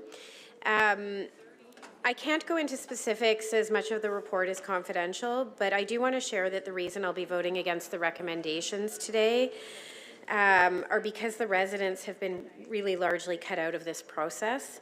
In the absence of a local councillor, this application has been pushed quickly through to the OLT process, and despite the local residents association's ongoing involvement, there has not been an opportunity for them to provide substantial feedback.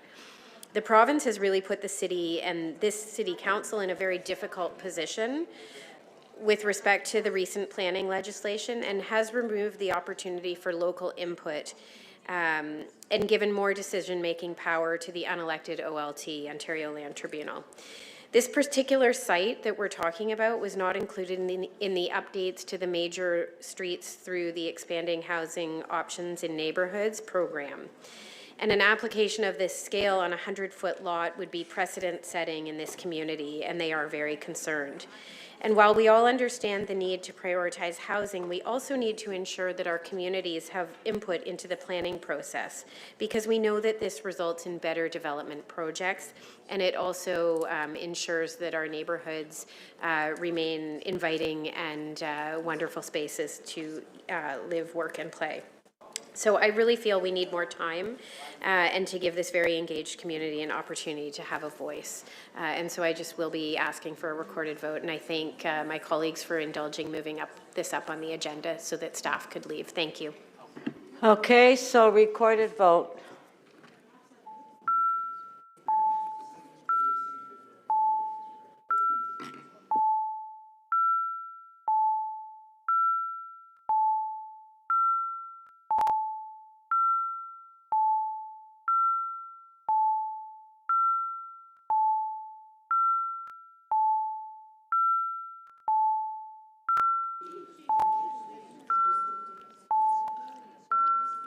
Councillor Crescenty, please. Councillor Bradford.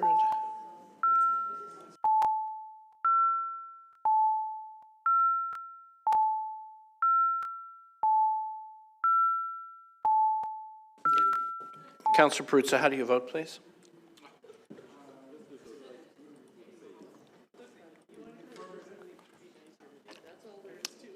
The item carries. The vote is 15-7.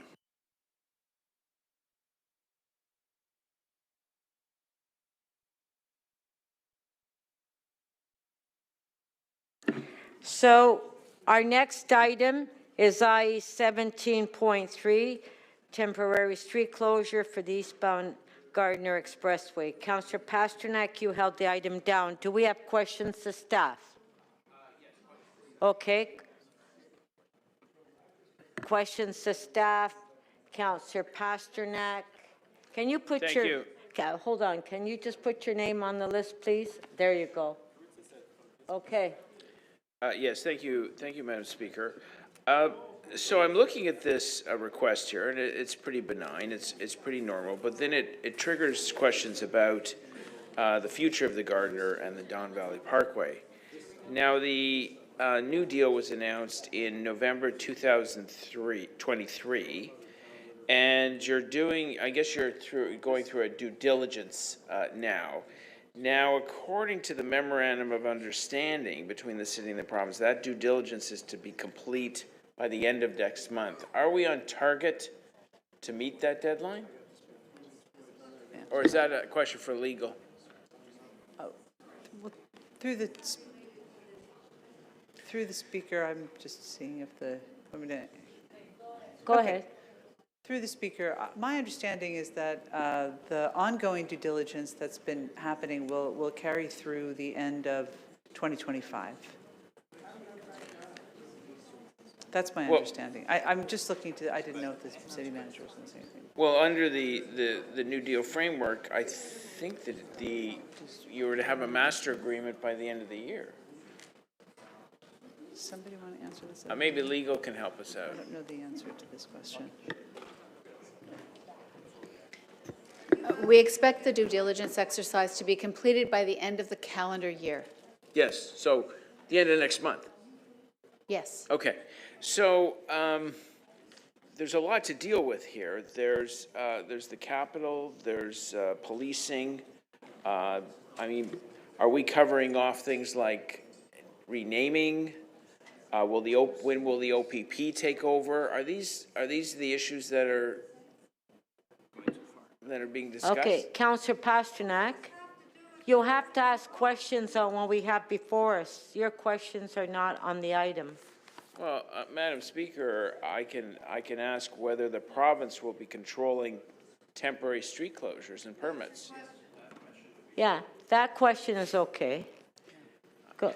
So through the Speaker, the new deal, where we are at the moment is we've provided a load of information. We've uploaded a load of data to MTO. MTO and their consultant teams are reviewing that data at the moment. They're undertaking the due diligence process. It's only once they've completed that that we'll start to get into the detail of the discussions and the negotiations of exactly what will be included in the upload, exactly when the upload will take place. So we don't know those details at the moment. So for the purposes of operation and maintenance of both the Gardner and the Don Valley Parkway, they currently still remain the responsibility of Transportation Services. And when it comes to policing, is there a framework for when the OPP will take over the policing of the Don Valley Parkway and the Garden? Through the Speaker, those discussions haven't yet taken place. Yeah. Councillor Pasternak, it's Okay, not on the we'll top. leave it at that. But, you know, when we bring this forward, it triggers the questions of what is going on with those two Yeah, I highways. know, but that's not what's before us. What's before us is the item, so ask questions on what's before us. Okay, I touched on that. I'd like to know who controls permitting when the Yeah. agreement's done. I got somewhat of an answer. Okay, thank you.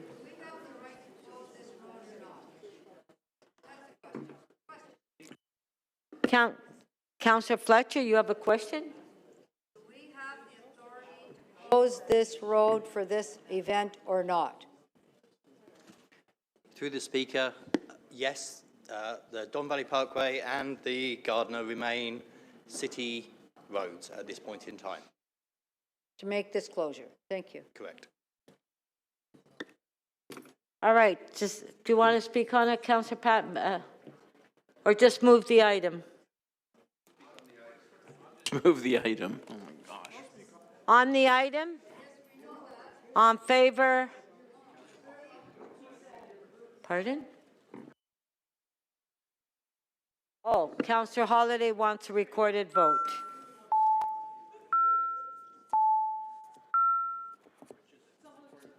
Recorded vote. Councillor Holliday, you asked for a recorded vote, right? Yeah, okay.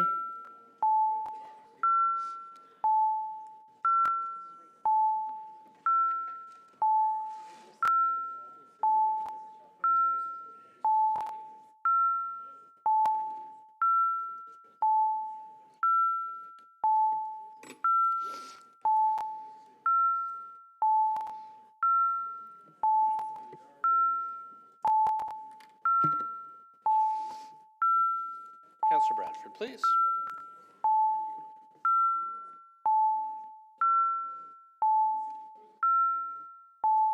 Councillor Crisani, please.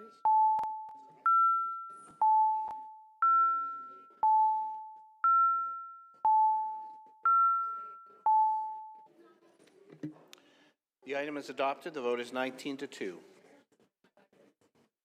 Thank you. Our next item is PH 16.1, Housing Action Plan, as of right zoning. Councillor Bradford, you held the item down. Do we have questions? Councillor Holliday, I see your name up there. Do you have a question for this one? Okay. Councillor Holliday, questions? Thank you. I don't think they'll take long. May I ask the clerks to display the map that I sent? Could you just hold my time for a sec while we get a changeover? I'll hold everyone a second. I'll hold your time.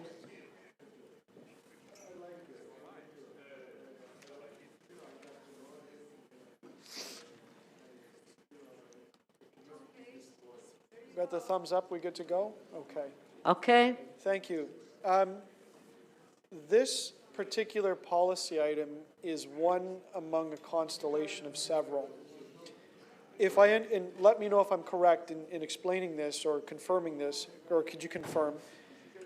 This is a proposal to change the as-of-right heights and some of the building standards on mid-rise buildings on avenues where there's no avenue study. So it's a category of the avenues within the city.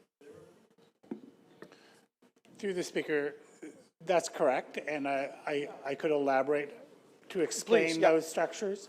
So we have avenues identified in the official plan. Right. Our policies for many years have been to establish as-of-right zoning through local studies on each of them.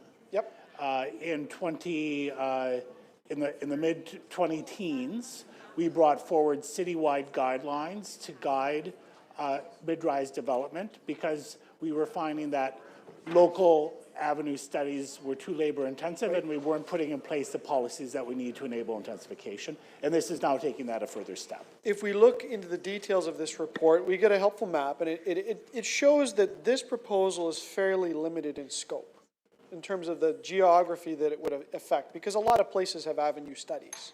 Some avenues already have studies, Right. and some avenues need to be taken through a slightly different process than this. Now, the other areas will go through different process. Now, I asked the clerk to show this map. The map's up on the screen. It came from the planning department. This map is another policy initiative where planning is looking at where other avenues may be defined. And through the speaker, that's correct. And the supplementary report lays out quite a comprehensive program of initiatives related to avenues so that there can be a full understanding. Because there's a lot going on, and I'm grateful for that. But the point I want to make and leave for council, if I understand this right, the map before you is the draft map of other places council may decide to designate avenues, and it's fairly extensive. I don't know what you call the color on the map, tan or brown or whatever it is, but there's quite a few places under discussion. That's correct, right? That's correct. We took an extensive view of major streets that we could take a look at. And do I understand correctly, if council adopts that map or something similar to it in a future decision, this policy applies? Through the speaker, not exactly. What I would say is it would be a logical step, and certainly the recommendation of staff that we enable and implement any additional avenues through as-of-right zoning, right, so that they can proceed through a more streamlined planning approval process. Right, there would be a zoning report. So is it a fair thing to say to my colleagues that in considering this report, we should be cognizant about the potential increase in scale and scope of avenues because of that other initiative and that other map that I'm sharing? Like, we shouldn't forget about those other studies. Through the speaker, I think the full scope of the Avenues work program is relevant and is part of the intensification strategy that we have brought forward many times, and we're looking to continue to expand upon that strategy. Okay, and just very quickly, we'll have a last minute left. One of the other changes is to the performance standards of the building. I'm going to characterize it as the proposal is to make the buildings more boxy. Do I understand correctly that the previous guidelines for mid-rise buildings had an idea that they would be stepped down on the transition side? And part of that was a step down in scale of the built form, but also, especially where it's applicable, is sky views and access to sun. It was a rationale as to why we asked for mid-rise buildings to be that shape. Through the speaker, the rear transition in particular was purposed to create a physical transition between mid-rise buildings and lower scale properties and neighborhoods. The importance of sun access, I would say, is more of a priority, not on adjacent neighborhoods properties, but on the public realm at the front of the buildings. Fair enough. Is it fair to say, and this is my understanding, is there are some concessions to that angle of transition or that, and it's become more boxy, but the driver in that is an economic one. It is to make more GFA, make a building cheaper to build, easier to build. It's the preference of the development community to go to that built form. Through the speaker, I would say we have received feedback from the development community, as well as many other public stakeholders, that a more simplified rear transition would be beneficial and make more sense. We've reflected that feedback in our recommendations. Okay. Thank you, Speaker. Thank you.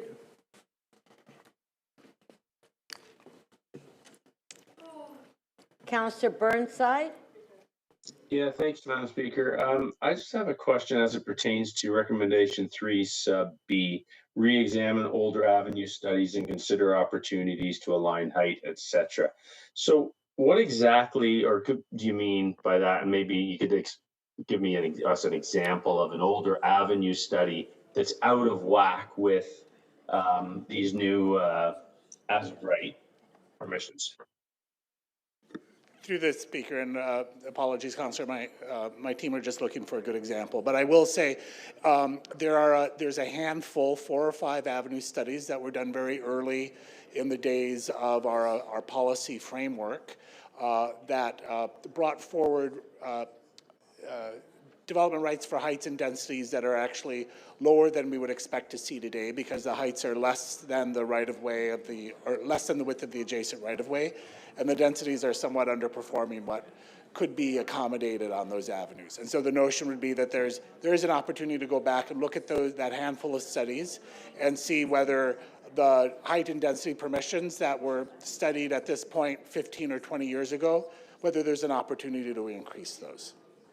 So to bring those permissions up, as it says in the recommendation, up to date, and raise those heights or densities or whatever the case might be, so it's more uniform across the city. Is that basically what it is? That's a potential outcome of that review. Obviously, we'd want to look at those studies and assess them against our current expectations, but that's one potential outcome. Correct. Okay, thank you. Did you get an example or? There's one example is along St. Clair West, a study that was done fairly early in our policy regime. Okay, thank you. Thank you. Councillor Carroll. Yes, thank you, Madam Speaker. It's really just a quick question. I likely won't have to speak based on the answer. I went straight in this report to read the section on the PPS, because I wondered as I started to read it if this is similar to what we're going through in our exercise on Renew up in my area. These are changes that they give us more opportunity for housing by looking at the rear transition, but really they also reflect changes that might be driven by the PPS if we don't update this policy now anyway to reflect that density. Am I right about that? In part, through the Speaker, you're correct about that, particularly where avenues intersect with our major transit station areas. Yeah. There will be an expectation that we accommodate significant amounts of height and density on those properties in order to meet the province's and our own housing goals. There are other areas where, I would say avenues may not be driven to intensification by the provincial policy standard. But the City of Toronto, in our official plan, we've had a long practice of looking to avenues as a place where we can accommodate growth.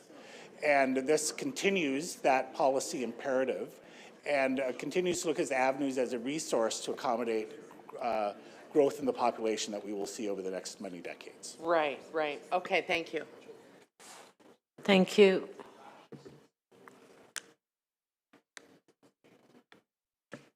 Councillor Perks, questions? Yes. Thank you. The proposal that you've got here is for a very generic upzoning along our avenues, roughly speaking.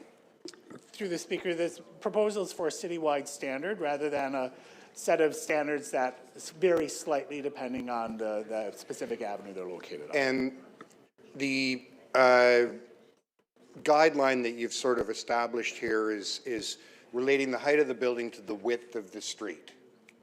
Through the Speaker, that's correct. That's grounded in our official plan policy, and it's grounded in the guidelines that we've had in place for many years. There have been some voices in the public, and I think also some members of council, who say, we should consider going even further.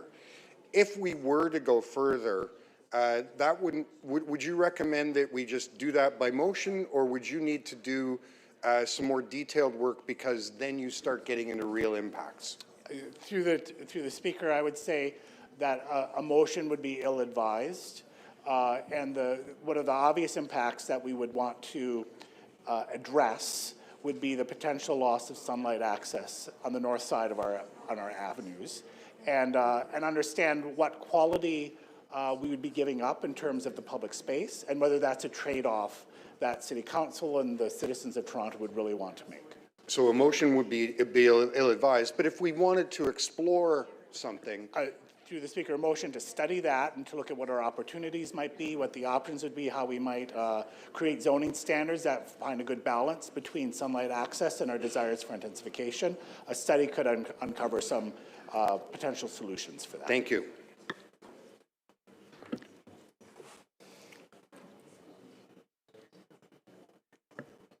Councillor Fletcher, questions? Yes, I just wanted to follow up on Councillor Burnside.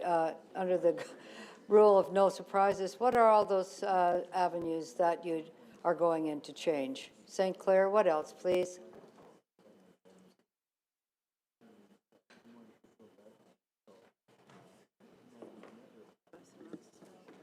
Sorry, can you answer? Sorry, through the speaker, Dundas Street West and Roncesvalles Avenue, Broadview Avenue between Danforth and Hillside Drive, Avenue Road from Lawrence Avenue to Wilson Avenue are a few examples. Sorry, Broadview Avenue has an official plan and an avenue study. So what are you suggesting for that? Through the speaker, Broadview Avenue has an official plan and a study complete. It does not have implementing zoning. There are parts of Broadview Avenue where the permitted heights are less than the right-of-way width. And Such as? I'm sorry? Such as? There are portions of that street, I don't know them specifically, but I do recall well that there are parts of Broadview Avenue that are wider than other parts of Broadview Avenue. And so the official plan suggests heights that are less than the width of the right-of-way. And that would be one thing that we could look at if we were looking for opportunities, and we'd assess whether that makes sense for that particular street. So you're making these changes, or you're thinking about these changes?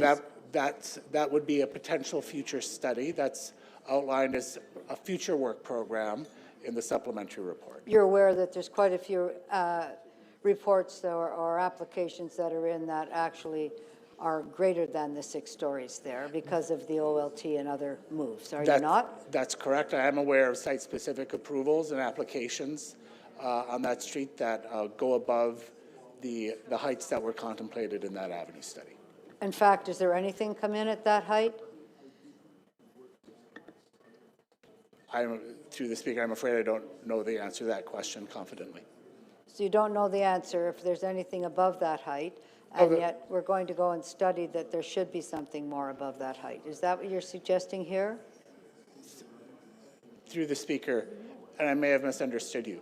What I can't say definitively, if there are development proposals that have come in at the height contemplated in the avenue study. As I noted, I am aware of examples where proposals have exceeded the height and gone through a site-specific zoning application. Are there any that have come in at the avenue study height? Through the speaker, as I noted, I don't know offhand that I could answer that question correctly. So how will this come forward when there's no surprises? Because people don't like surprises, as you well know. Through the speaker, we would, as we often do with our studies, bring forward proposals, reports, lay out exactly what areas of the city we would study and how we would engage with the public. And how would you deal with the local councillor? I'm sorry? What would you do with the local councillor? How would you bring that forward? We would certainly be briefing the local councillor of those particular studies before any of those advance. You'd be briefing that you're starting a study, or you'd come to say you'd like to start a study and get permission? Which one? Through the speaker, we would be briefing. We typically don't seek the permission of a councillor to start a study, but we would certainly bring them in the loop and consult with them on how we would go about doing that. I see. So this would just give you the as of right to initiate a study, and you're aware of sensitive areas. These are already, all the heights are already greater than that. Through the speaker, we're well aware that areas that have been studied in the past or that are going to will undergo local studies often have sensitivities to them. We undertake extensive consultation in order to build the capacity to do that. We engage with local councillors to make sure that our process is effective. We've simply laid out here in the supplementary report that there's an opportunity to undertake studies such as that, given council's interest in achieving greater levels of intensification to meet our housing goals. So you could bring the list of studies to planning and housing and let us know how you're planning to roll that out. So at least we'll see that rather than be announced that that's happening. Is that not possible? Through the speaker, at the time in the future when we are intending to start that, that would be a first step. There are other items on the work program that are higher priority than these. So I'm just looking that you'll bring that, here's all the studies, here's when we're starting them, comprehensive, that everybody knows that. So we see that report before we just get that dropped on. Through the speaker, that's correct. So just let me be clear, your process again, please. Last question. Through the Speaker, we would initiate a study after consultation with the local councillor and by bringing a report to the appropriate committee to lay out the work program and the fact that a study was being initiated. And as we typically do in those reports, also lay out our approach to consultation. Thank you. Okay, Councillor Bradford, you held the item down. You can speak. Okay, just one moment. We'll go to the speakers list. Okay, Councillor Bradford to speak. Thanks, Madam Speaker. I have a motion here. And this is asking staff to consider increasing the height permissions to 12 stories on our avenues that are served by frequent transit.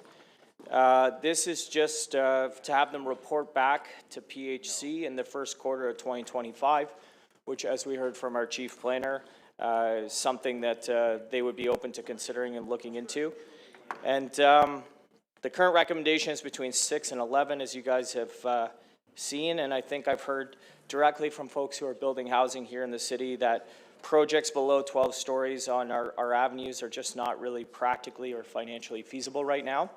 And so that's not going to accomplish our goal of having more ambition for housing and getting housing built here in the city on our avenues.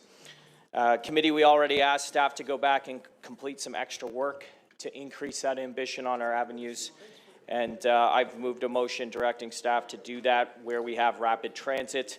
We also asked staff to look at existing avenues that had studies that were approved a number of years ago and seeing if that could be brought into alignment with what we have here today so that there aren't any discrepancies across the city on that front.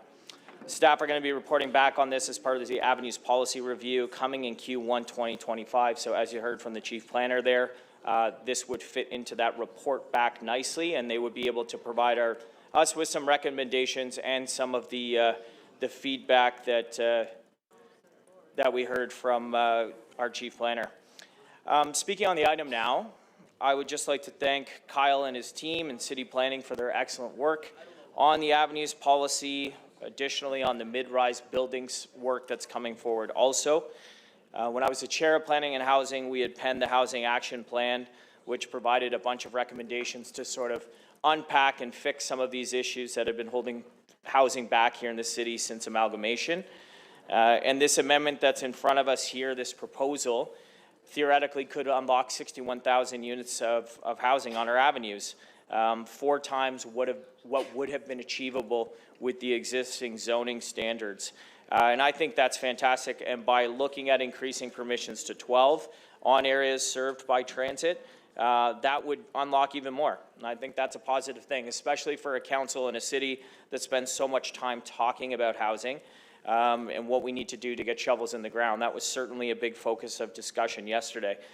But with that in mind, one of the most cost-effective things that we can do beyond subsidies to subsidize development is take steps as a city to make sure that the rules and the bylaws and the zoning that is in place permit financially feasible, market-driven projects to move ahead and help with the supply that the city desperately needs.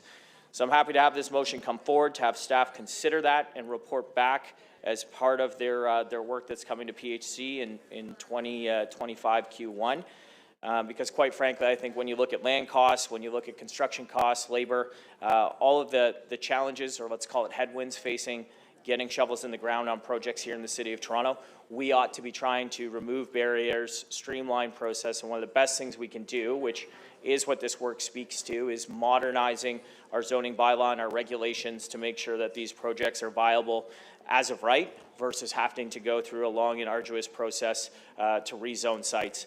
And, with some of the stuff today, you're still likely to come in for variances, if not additional zoning, to actually make those sites work. And that kind of undermines the work that we have in front of us. So that's the motion, and hope you can support it. Thanks, Madam Speaker. Thank you. We do have questions for you. Councillor Mantis, 3 minutes clarification of the motion. Thank you, Madam Speaker. To Councillor Bradford, I understand on avenues such as Shepherd, Finch, or even Victoria Park. As we have walked Huntingwood Drive as an example, right? In the past, would you consider Huntingwood Drive to have a 12-story building on the frontage of the road? I think I'm going to let staff identify those additional opportunities, and so they can come back to us with that in Q1 of 2025. Okay, thank you. Thanks.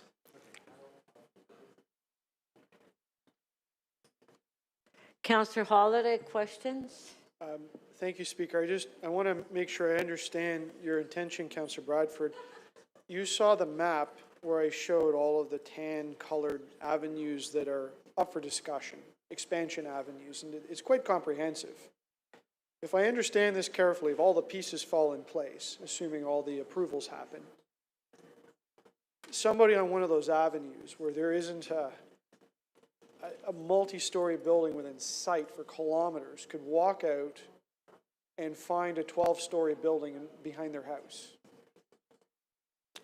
Behind their house or in front of their house? Well, if it's a back lot or in front of their house, where there was a bungalow before, there's now a 12-story building. Yeah, I think if it qualifies as something that's designated as an avenue, Yes. Yeah. And it's like I'm asking staff to look at that. And the other key with this report is that it's as of right. So not only can they walk out and see that, they could actually not even know it was going to come and find out they have no say in it. Well, yeah, I mean, like this is a request for them to look at that, and so you know they can do that work, and it'll go through Planning and Housing Committee. That will be you know, you might have that come back in a proposals report. There'll be consultation around that, but it's direction for them to look at that. Okay. Yeah. Thank you.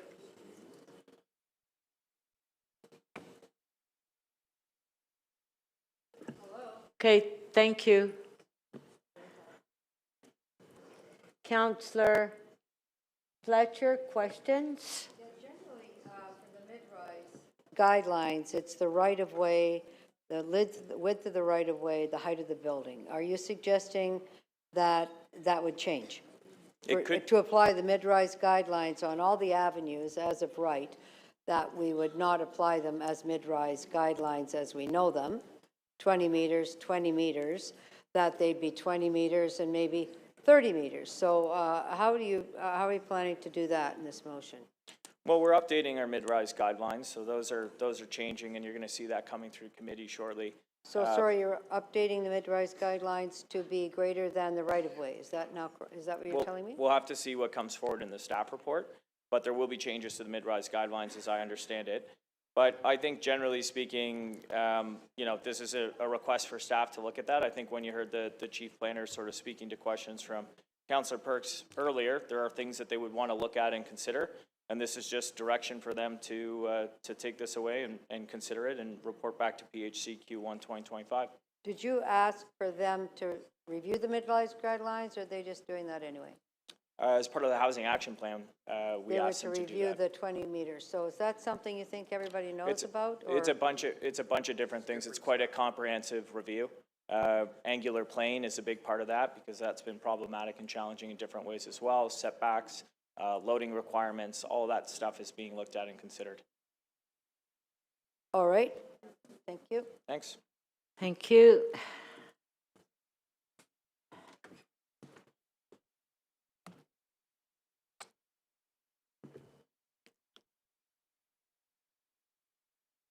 Councillor Holiday to speak. Thank you, Speaker. I cannot underscore enough to members of council how profoundly important and big this change is, even though I do not support it. And I'd like to make sure that you think this through very, very carefully, Madam Speaker. In my questions, I took time to put up the draft map that's publicly available regarding where in the city avenues may expand to. And this is really important, especially if you're on the suburbs. Many of my colleagues on council have avenue studies in the older urban areas of this city. And they're already figured out. And there are policies that shrink wrap those areas. I think there's some suggestion that they'll be reopened. But for the time being, this is looking at other areas where those studies don't exist. I think it would be an understatement to say that I think if this goes through, there will be some very, very controversial proposals. And I think people will find it upsetting to see what council has done and changed as of right. The second piece that I want you to think about, and this is important, I've used the phrase before, don't panic at council. People like to say housing crisis, and they throw out the need to build this and do that and change the market. Go back and look at the planning pipeline about the work that we've done at council. Remind yourself that we exceeded our housing target. And that should at least give you good footing to understand that you don't need to be panicked in making a decision, and that you should use good, clear, logical thinking and go back to first principles.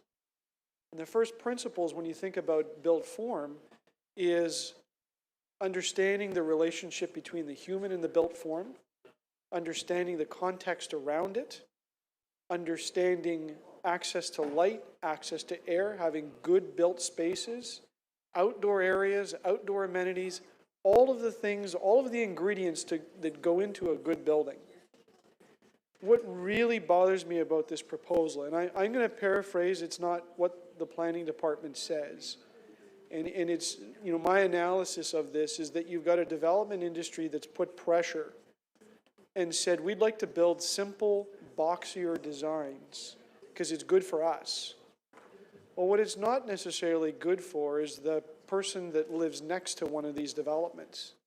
And they are suddenly faced with a much starker wall, a taller wall, a poorer transition.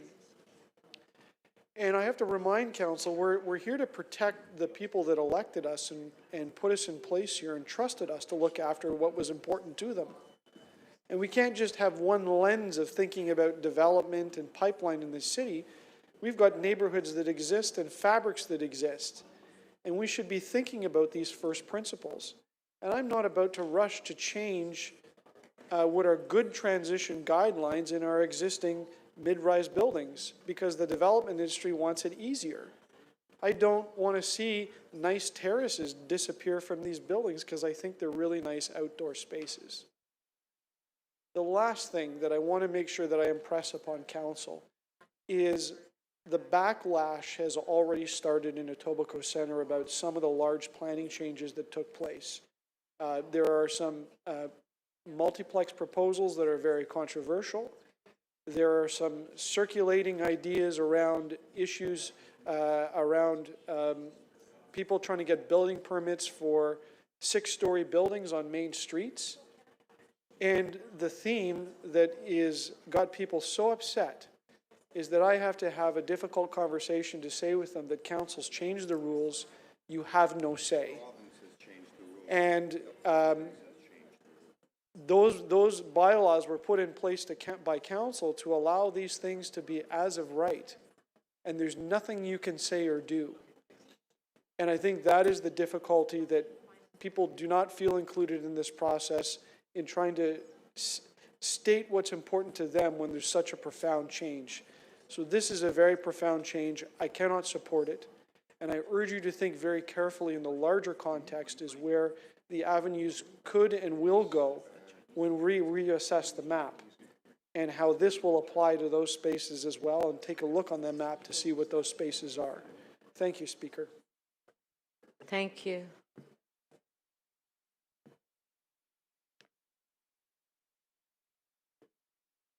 Councillor Perks to speak. I got to speak. Speaker, first of all, I want to step back from some of the comments that are made and look at what we're accomplishing here. We are unlocking something like 2 Aurelia's worth of homes. 60,000 new homes. That's what this report does. It says that if you build according to the principles already established in our official plan, which are to tie the height of your building to the width, and a few other little things, you do not have to go through a rezoning process. Now, that may sound like a big change, but actually, the way the official plan was designed, we were meant to do this all along.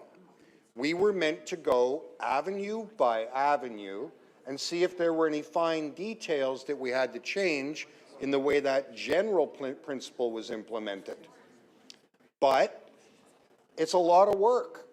And it turned out over the years that going avenue by avenue took too long. So what staff have put in front of us, and the mayor has really pushed hard on this, is saying, let's just realize the principle we all agreed to all along, make it clear, and stop tying up mid-rise buildings in process where we all know what the outcome is going to be. You've probably heard people saying, you know, it's really hard to get approvals. It takes so long. My goodness, the complexity of it. This simplifies a form that the City of Toronto official plan has always endorsed, meaning that if we ever tried to oppose something that was this height, we would lose at the Ontario Land Tribunal automatically because it's in our official plan. So this is part of a really important exercise of simplifying the process, making sure everyone understands what the rules are, and not tying people up in unnecessary and pointless debates. That's what this accomplishes. Now, this will all be market housing, so it's not going to do much, if anything, for the half of Torontonians that can't afford to buy a condominium unit, but it will give more housing options, literally the name of the program, expanding housing options for people, say, who currently live in a 3-bedroom house. It's an empty nest. They want to stay in that neighborhood. This provides an option for them. Or maybe it's someone who lived in that neighborhood and has finally met the sweetheart of their lives and they want to get a starter place to live. This provides an option for those couples. It literally expands the range of housing types available in neighborhoods in the City of Toronto. Now, Councillor Bradford has moved a motion. I'm not sure about what the impact will be, but because he has asked staff, who plainly told us there will be instances where more is better and there will be instances where less is better, then let them go do that work. His motion doesn't cement a conclusion. But in closing, I wanted to take a step back and reflect on the way that this council thinks about interventions into the housing market. Earlier in this meeting, we had a debate about a bylaw to protect the rights of tenants against bad faith rent evictions. And a member of this council got up and with considerable force said, "How dare you make it more expensive for landlords?" You remember that? This will lead to there being less housing. That same member of council just got up on this item and said, you know what? The only reason they build the buildings bigger is because they want profit. Why in one instance, when we're protecting tenants, is it a bad thing to intervene in the market? And when we're protecting developers, it's a different outcome. And the answer is, I care about my constituents, meaning that some of us here believe our constituents are people who own homes and not people who rent.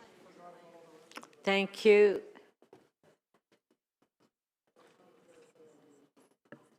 Councillor Fletcher to speak. I do have a motion. I hope that clerks have that ready to go up. It's just about outlining the list of what we'll just call old or stale studies, so we can understand what they're thinking and get ahead of that so there's no surprises. People just hate waking up with a surprise. So I think we learn that every day. And that's the first thing. That's in 3B, the list of avenue studies contemplated. I also want to say that, of course, I've got Broadview, lots and lots of density there, but also always working for affordable housing. We're talking about increasing density, giving as of right, but nowhere do we talk about as of right plus affordable. We've had our inclusionary zoning at the province forever. They have not approved that, even at major transit stations. So I have a difficult time when we're talking about housing supply, and we know there's 1 million condos out there that people are trying to sell because they bought them for investments or whatever they did, and now they're trying to get rid of them. Housing supply for us needs to be housing supply plus affordable. And I know I'm going to hear from planning, we can't do that. That's not in our ability. I just don't care what's in our ability. We need to be very clear what our expectations are for developers whenever we're giving extra permission, whenever we're saying you can have more. We want some more. We want to make sure that when we're giving you extra stories, 5, 6, however many it is, that everybody can live there. Not just somebody that can afford an $800,000, $900,000 condo or rent at $3,000 or $4,000 a month. I believe that's my role here to flag that, and I'm flagging that, and I'm tired of the argument that we can't do anything. When I'm going to give any extra density as of right, I want as of right affordable housing to come with it. And that's also something that we'll be discussing in Q1 2025. Thank you. Okay, let's put the motions on the screen.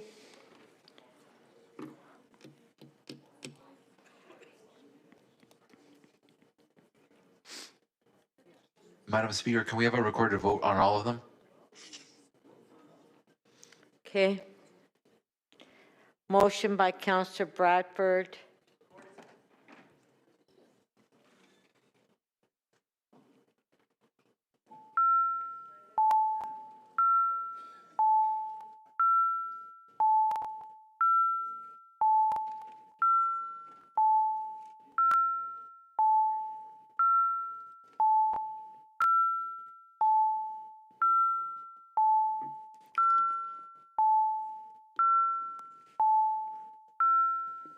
Councillor Cheng, please.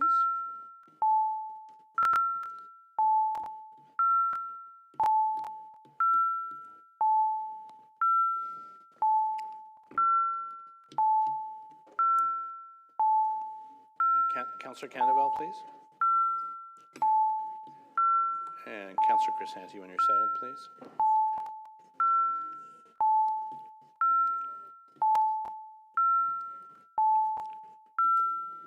Yeah. And Mayor Chow, please.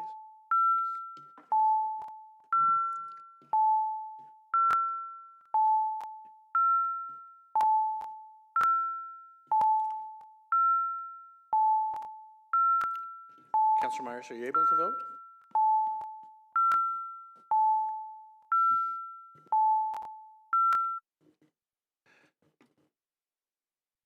Motion 1 carries. The vote is 14-7.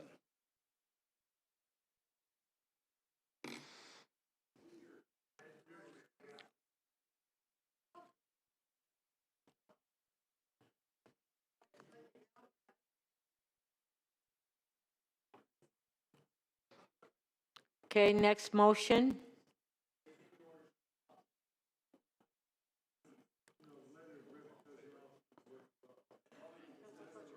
Motion by Councillor Fletcher, recorded vote.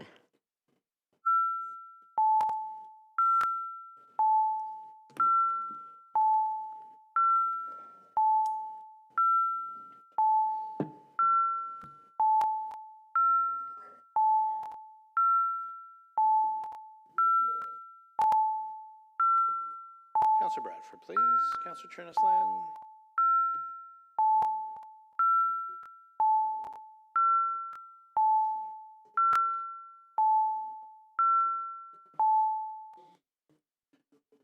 Motion 2 is adopted. The vote is 20-1.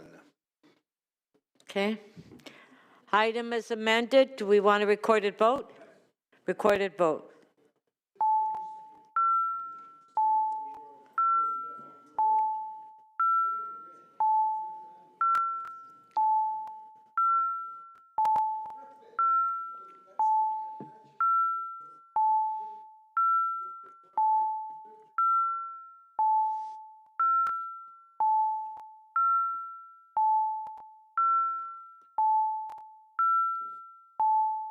Councillor Myers, please, and Councillor Perruzza.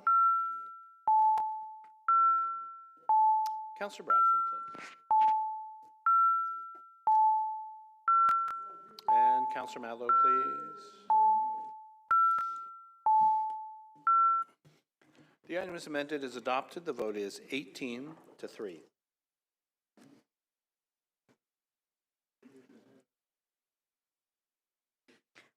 Okay.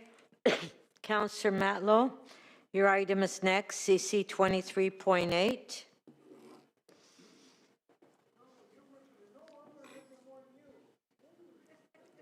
Councillor Matlow? Yes. I have an amendment. What's going on here? I just don't know what's happening over there. It's past Councillor Perrutz's bedtime. Councillor Matlow. Oh, okay, so you have your motion on the screen? Thank you.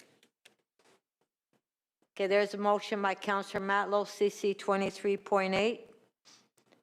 On favor? Carried. Item is amended. On favor? Carried. CC 2312, Councillor Fletcher, 685 Lakeshore Boulevard. Councillor Fletcher? Yep, that's the clerks now have all the motions set up, so I can just release that, Speaker, and everything's good. Thank you. Okay, so if we can put the motions on the screen, there it is for Councillor Fletcher. On favor? Carried. There's another one.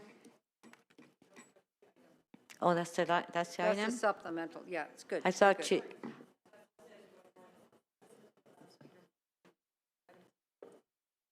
Item is amended. On favor? Carried. CC 2314, 710 the West Mall. Councillor Holliday, you held the item down. No questions to speak, Madam Speaker. Does anybody have any questions? Councillor Sachs, do you have a question? Oh. Anybody have any questions? Okay, Councillor Holliday to speak. Thank you, Speaker. I will be moving the confidential motion, which has been pre-circulated. If you go look at it, I think you'll find it brief and self-explanatory. Councillor Perks has reviewed it, and he has no issue with it either. Thank you, Councillor Perks. I did want to just take a few seconds to offer a few comments because this is important to the community of Etobicoke Centre. Madam Speaker, I will not be voting in favor of this, and I will be asking for a recorded vote. Members of Council, you can review the solicitor's advice, make your decision accordingly. I will point out that this was reported publicly to us earlier in the year. It was a refusal report on an application. But if you dial back the clock a little bit, you'll learn that this is an infill development in an apartment neighborhood in the vicinity of Rathburn and the 427, an area where there's a lot of development going on. And in 2018, an application was made to do some townhouse infills and to approve a 6-story building. That application in itself was difficult and controversial, but we worked through it and we landed on something. Much to the disappointment of the community, an application came forward a few years later, the precursor leading up to this discussion, for a 22-story building in the place of that 6-story building, which is massive in scale. And this is nestled between 2 existing apartment buildings that have been there for a very, very long time and has been a very, very challenging file. And the community just has not, the concerns raised by the community have not been responded to or met. Some of that community consultation is, that report is posted here. So I, in good conscience, cannot support this development, and I will not be supporting the report without revealing the content of the report. And I think the community understands that. And that's on the principle of what was proposed in that earlier report. And I will also take a moment to highlight the damage that process has, particularly when the community goes through a development application, lands on something, and finds out that there's another resubmission for something very, very different and much larger. And I understand why people hold the city, just generally speaking, council, everything in such contempt because it's so frustrating. And this is a single example of it. So I will leave it at that, Madam Speaker. Members of council can sort through this, but I do ask for a recorded vote. I'd like to be on the record as refusing the information put before us.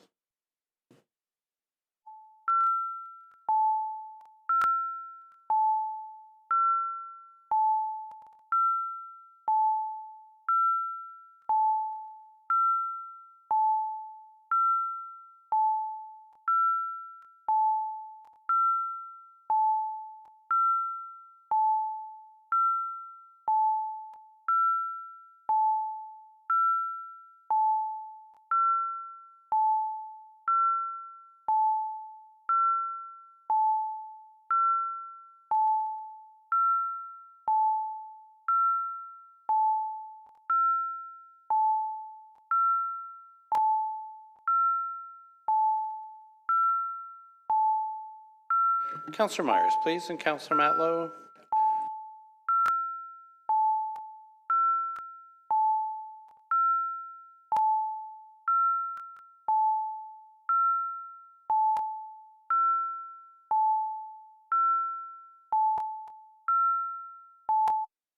Councillor Matlow, how do you vote, please?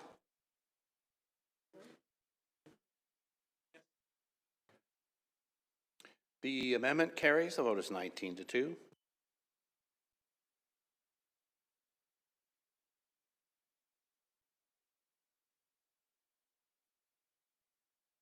Item is amended. Recorded vote.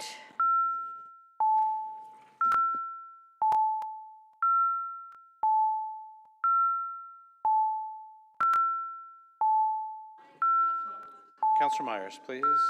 Councillor Fletcher.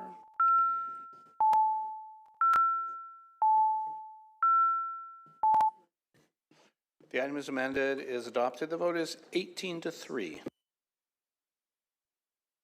Okay, so our next item is MM 23.1. Councillor Holliday, you held the item down, declaring Toronto a paid plasma-free zone. Do you have questions for staff? Okay, any questions to staff? Do we? I don't know who can answer it. Oh, there, okay. Councillor, Is this public health? Councillor Holliday, okay, hold on, you can ask questions. There you go. So there may be some for the solicitor, but just public health. Can we understand a little bit better what the proposal of Canadian Blood Services is with respect to the collection of plasma through a third party? Through you, Chair, to the councillor, so the CBS, which collects blood products now, is proposing to contract with a third party to have them collect plasma through a paid process by setting up some collection locations. Yeah, but for clarity, and what I found on their statement is this private entity is doing this work on their behalf. Is that not correct? There is a contractual relationship between the CBS and this party. Right, and so who the partner is irrelevant. It's Canadian Blood Service that is actually doing the collection. They're the parent, and they're relying on a service provider. Is that, do I understand that correctly? There's a relationship between the two of them. Well, yes, through the chair, there is a relationship between the two. I am I don't want to mislead the councillor about, I think that the third-party provider is going to run the centers. They'll run the collection, yeah, right. Thank you. If I may ask the solicitor, because there's, you know, this talks about paid collection of biological products. Is there not legislation in place that prohibits this? There is legislation, provincial legislation, the Voluntary Blood Donations Act, that prohibits payment for the collection of blood. However, there's an exemption created for the Canadian Blood Association. This is important. There's an exemption. Yes. So a private operator, I don't even know if they exist, but somebody couldn't run a private clinic to collect blood and pay people for those biological products. It's only the Canadian Blood Services that can do this. The exemption is for the Canadian Blood Services, And yes. from the best of our understanding, it's through this company because it's their assignment that this is being done. This is the only way it could be possible. I'm not familiar with the arrangement that was just described for council, so I'm not prepared to comment on that. Okay, we'll just go back over the law. Yes. If somebody's collecting blood, the only entity that we know of that has the exemption to pay for it is Canadian Blood Services. That's correct. Okay. And more generally, Canadian Blood Services, this is it's not a public group, but it is the long-time central agency that handles this sort of work. Through the chair, yes, that is correct. They came into existence after the Canadian Red Cross passed their authority to collect blood. And so they don't routinely pay people for blood products, but I guess there's a shortage, is there not? So this is one option they're exercising. Through the chair, yes, that is true. We, in the province, do not collect enough plasma to satisfy both the provision of plasma as well as manufacturing of products that come from plasma. Thank you. And if for some reason we're not, the Canadian Blood Services or domestically we're not able to collect enough of this product, well, where do we get it from? People have operations, they have accidents, they have diseases that need treatment. Where does it come from? Through the chair, some of it is imported from other jurisdictions. Do we know what those jurisdictions are and whether or not they pay people? Some of that product it continues to be imported from the United States, and they do pay people for plasma in those other jurisdictions. So either we pay people here or we rely on product brought in that was paid for in other places that we don't have any control over. Through the chair, I think it's important to note that all the plasma, no matter which stream it comes from, is regulated by the federal government to ensure its safety. Okay, and I guess one final question for the solicitor. We don't have the power to intervene on this. The council can make statements and so on, but really the legislation is the legislation. Canadian Blood Services will partner with who they deem they want to partner with, and they have the call as to whether or not they'll pay people. That's correct. That was your last question. This is governed by provincial legislation. Thank you. That's correct. Councillor.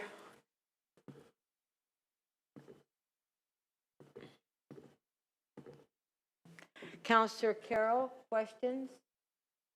Yes, Madam Chair. Madam Speaker, since this was held earlier, I started looking up the debate. The debate on whether or not paid blood donations can lead to, presents a higher risk, that there's a higher incidence of infection within blood donations that are from paid donors. There seems to be a debate raging it seems parallel to the debate over whether or not it's bad to put fluoride in water. I can find equal numbers of articles on both sides of the issue. Is there a definitive opinion on this? I think it's important to note that the regulation of these products is a matter for the federal government, and all the streams of plasma have to go through the same safety checks. So they go through the safety checks. So if there is a higher incidence, then they have to go through the work of eliminating from the supply where they do find infection, whether it came from a paid donor or an unpaid donor. Through the chair, yes, that's correct. All of the plasma has to go through the same safety checks before it is put into the supply chain. Okay, thank you.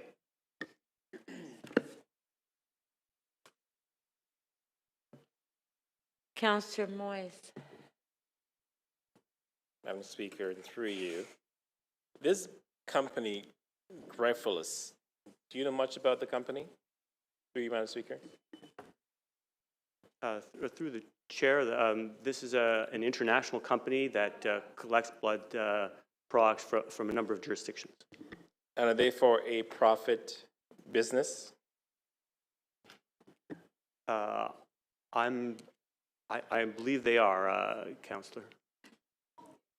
And are you aware that they bus people from Mexico to the U.S. to donate plasma for money? The most marginalized on the border? Through the chair, I can't make any comment about how this company conducts its business. I'm just not aware of that. I don't want to answer that question. I'm not sure of the answer to that question. Are you, based on the motion that's before you, are there any other municipalities in Ontario that's brought a similar motion forth? I'm sorry, through the chair, I didn't hear some parts of the question, Councillor. I'm sorry. Hamilton passed a motion recently around this same issue. Through the chair, that is correct. So this is really just supporting what Hamilton has done. So there's a precedence already. Through the chair, yes, I am aware that that the City of Hamilton did pass a similar motion. Okay, thank you. That was your only question? Yep. Councillor Cheng? 1 second, please. There we go. Cheng. Okay, thank you. Thank you, Madam Speaker. I'm just looking at an article from 2018 on CBC News, and it says here that 80% of the plasma that we need is actually imported. Is that true? Through the chair, to the councillor, the amount of plasma that we import is variable depending on the supply and the demand. So it's hard to respond to that statement because it's going to change over time. Right, but is there a large percentage of plasma that is imported from paid sources as it stands? Yes, through the chair, councillor, there is a substantial amount of plasma that is imported. And it's imported through paid sources? Through the chair, some is certainly imported from paid sources. So in the considered implementation of paid plasma programs that it sounds like we have no jurisdiction over, are there policies that can be put in place that prevent the exploitation of vulnerable people? Through the chair, I'm not sure I understand the question, Councillor. What I'm saying is that if we were to, and I'm not even sure we have jurisdiction to block this from happening, but if it does come, let's say paid plasma comes to Toronto, people can donate for money, what could we do to prevent the exploitation of vulnerable people? Madam Speaker, I'm just going to say that that's not something the City of Toronto could regulate. Could regulate. Yes. And so even this motion, I guess legally, do we have the ability to prevent this from happening? No, however, the motion itself is really just a statement of Council's viewpoint on an issue. Right. Okay, thank you. Those are my questions.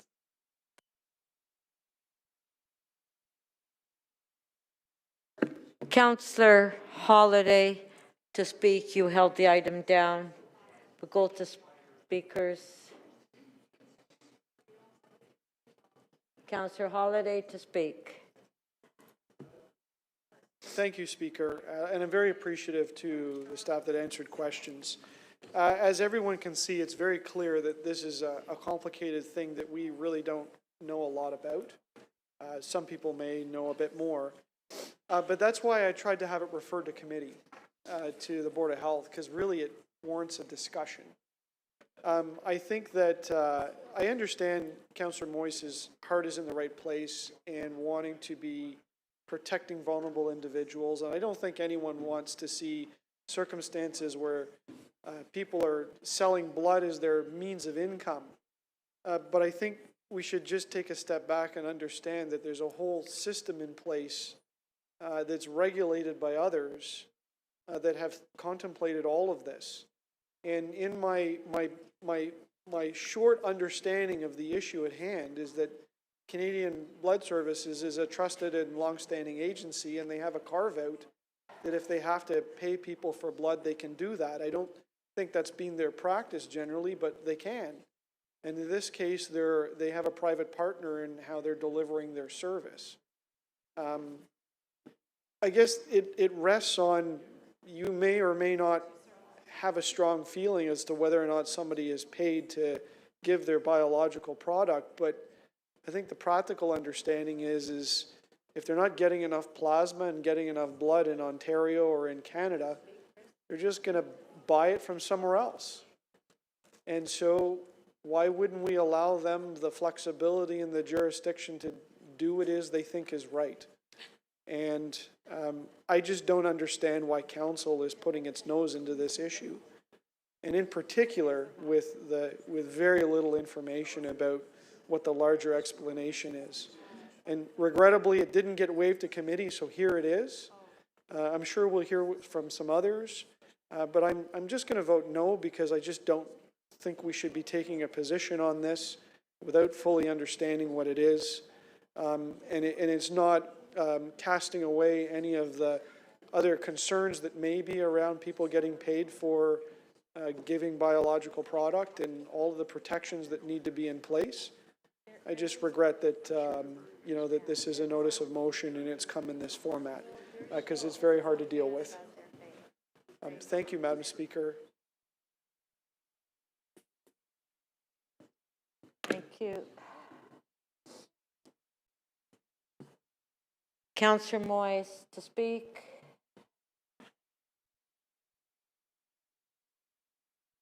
Thank you, Madam Speaker. Really, this is to protect our most marginalized people here in the city of Toronto. Growing up, I have heard, we've all seen the images in television of people going into these spaces to donate their plasma because that's the only means they have to collect money, be it for food or for rent or whatever. And it's usually those that are most marginalized that are affected. And I think there's an ethical issue here. It's an ethical issue. Once we go down this path, there's no return. This particular company has been known to exploit people for profit. We know that. It's been well documented. And I think we have to look out for our citizens and let it be known that Toronto does not want this. Hamilton passed a similar motion recently, and we've heard they have let it be known loud and clear how they stand on this issue. And I think we need to send a message to the federal government that we don't support this either. So I am asking for council support to send a strong message to the federal government.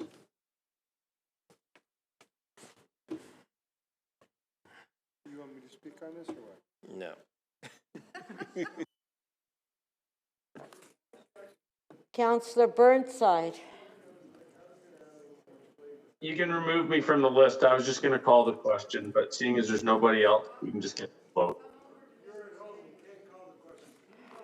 Okay, on the item. On the item? Recorded vote.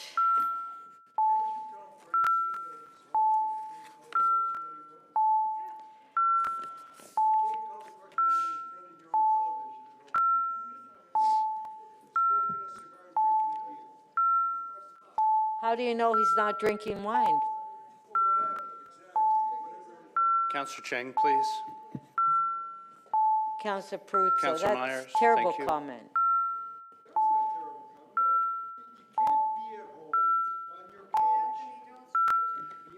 Councillor Perruzza, please. Thank you.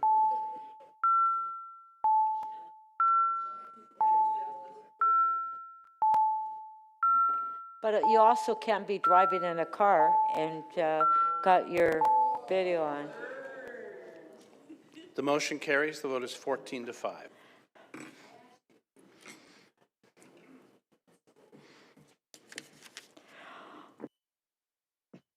Our next item is MM 23.6. Councillor Perks, you held the item down. No questions. Questions? None. Okay, did you want to speak? Yes, I do. Okay, go ahead. Members, I'm going to encourage you to vote no on this item. That will be a difficult choice, but I have 3 reasons. First, as soon as I held this item, I received a text. Gord, this is Jim Karagianis. I noticed you are holding Christian Heritage Month proclamation. I am a registered lobbyist on the file. Do you have any concerns? Now, some of you who are new on council might not know who Jim Karagianis is. He is the only member of council, in my memory, who has been kicked out of this council for violating election rules.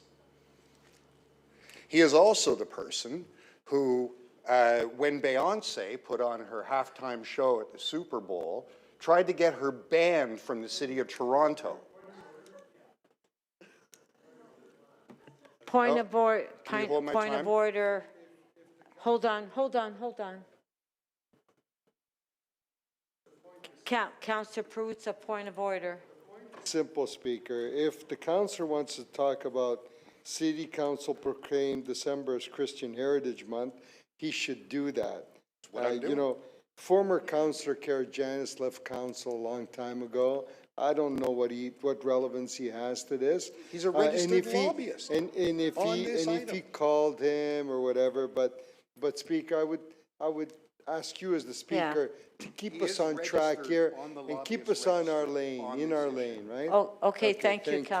And Councillor Perks, Councillor Pruitt is correct. If you want to speak on the motions before us, speak on the motion. I am. I'm speaking to someone who has registered as a lobbyist on the item, on the lobbyist registry. On the motion.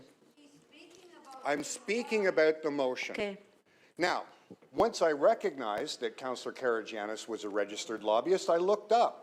And he is registered on behalf of something called the Christian Music Festival, which has been petitioning the City of Toronto, other municipalities and the federal government to declare this. The City of Toronto Office of Protocol turned them down.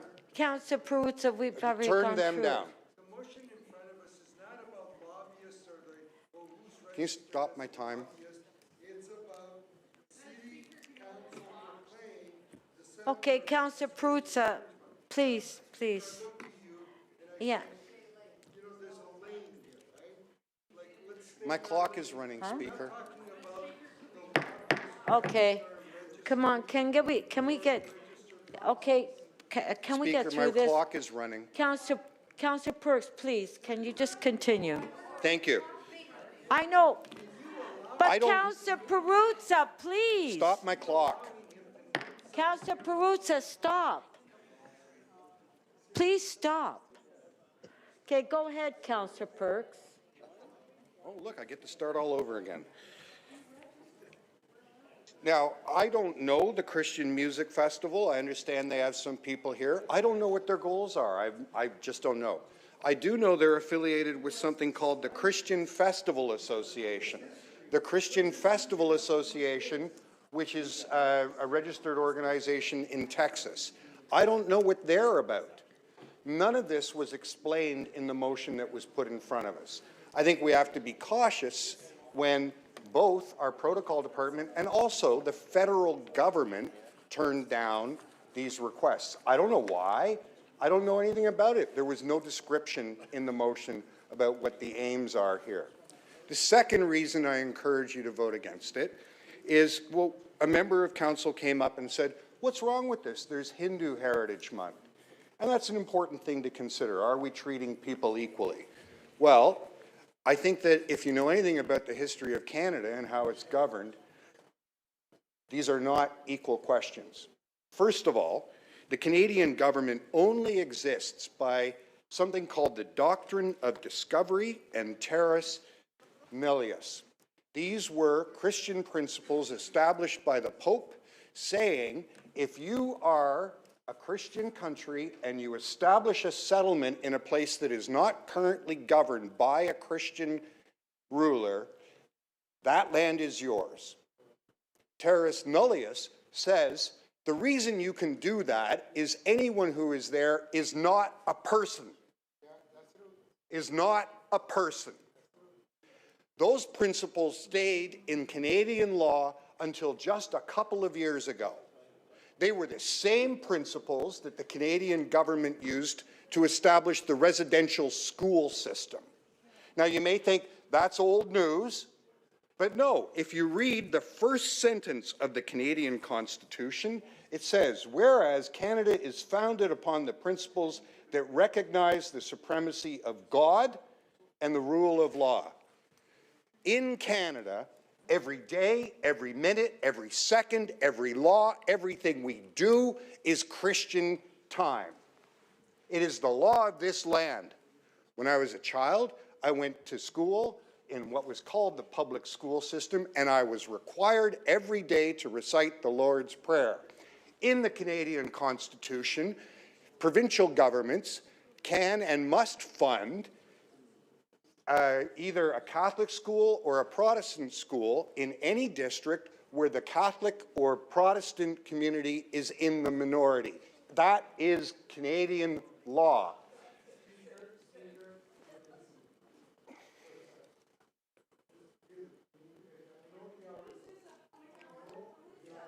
If he wants to debate, he can put his name on the list. Can you stop my time?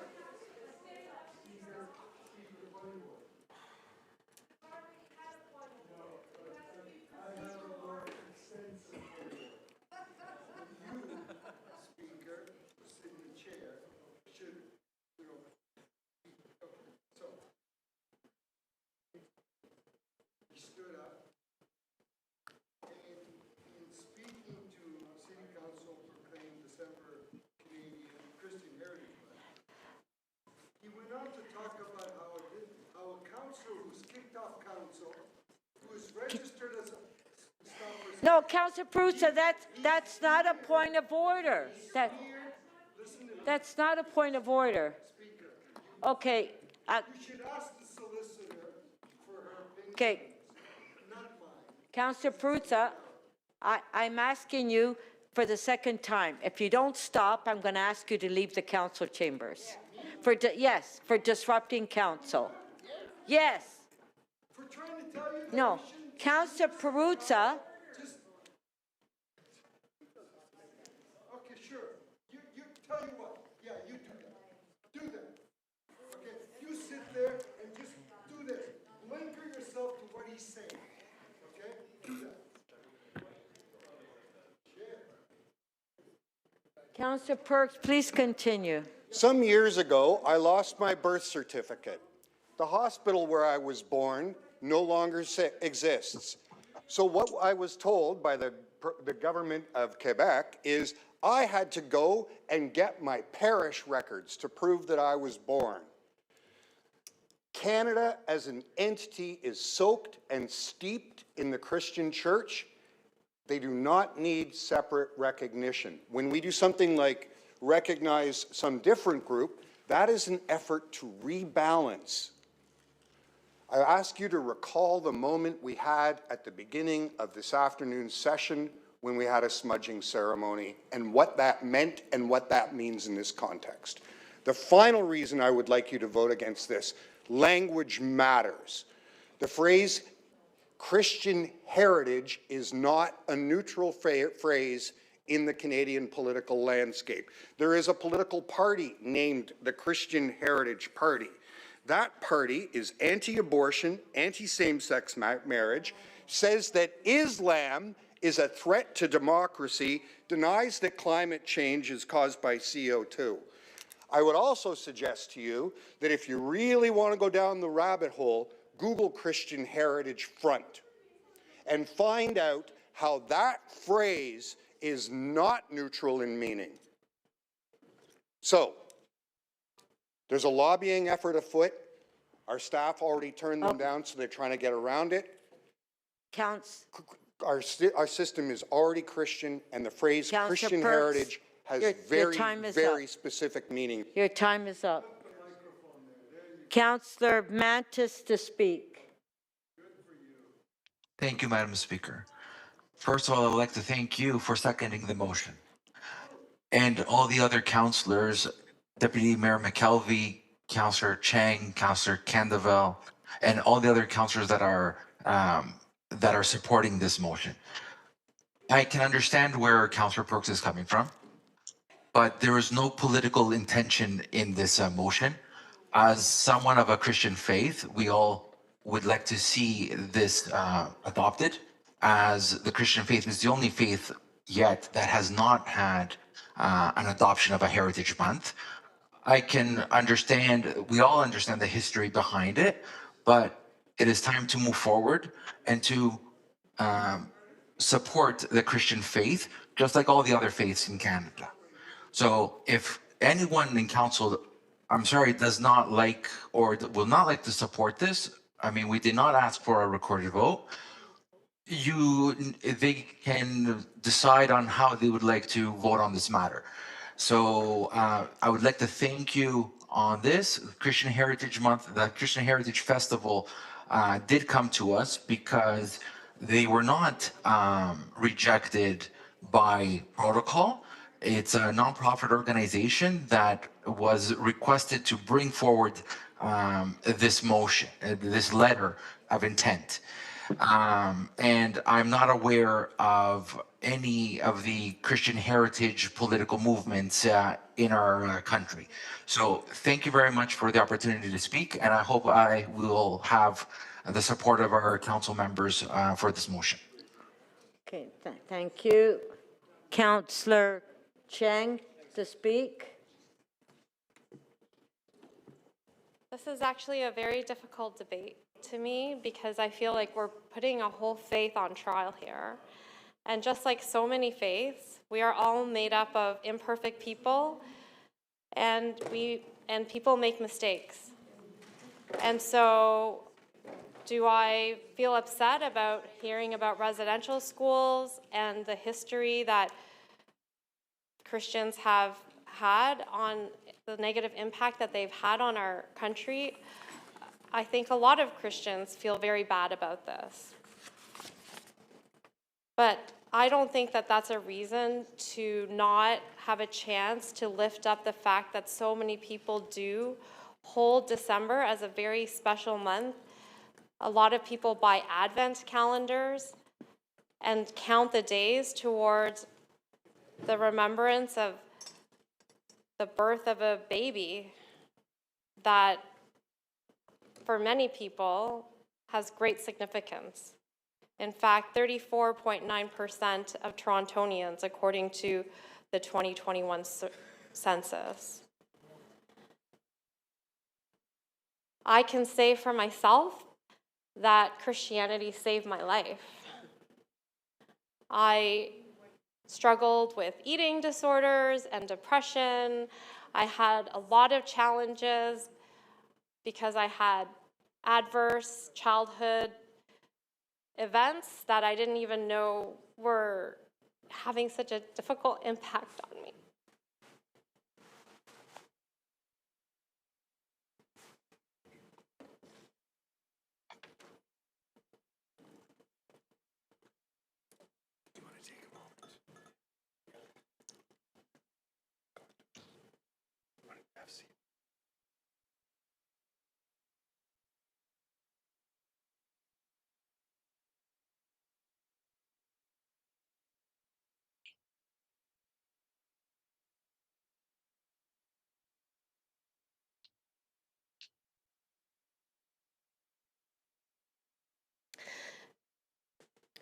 kind, gracious people loved me and showed me that I was worthy to be loved, that I didn't even know that. And they walked with me so patiently. And who I am today would not be without this faith that has carried me through the hardest journey of my life, especially watching my mom die from Lou Gehrig's disease. So I don't think we should be putting a whole faith on trial at this moment, because I don't think any of us pass. None of us are perfect. And if you dig into the history of any faith, there are dark things that no one would be proud of. But there's so much good and beauty in Christianity. The outreach that I see in my neighborhood to the unhoused, to those who are struggling with food insecurity, who sacrificially create community in the hardest parts of our neighborhood.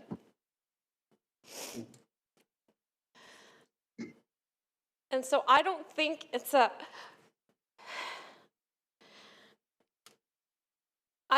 something to be ashamed of, to say I am Christian. And yes, there are people who say things under the banner of Christianity that I don't agree with.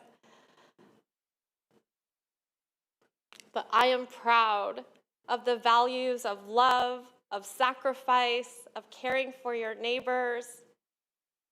And I think those are worthy things that we should celebrate in December, when so many people, even those who aren't Christian, look forward to the message of faith, hope, and love that is carried around the world on December 25th. So I will be supporting this motion, and I will be proud when the city declares December Christian Heritage Month, because I know that there are so many Christians in Toronto doing incredible work to make our city a better place. Thank you. Thank you.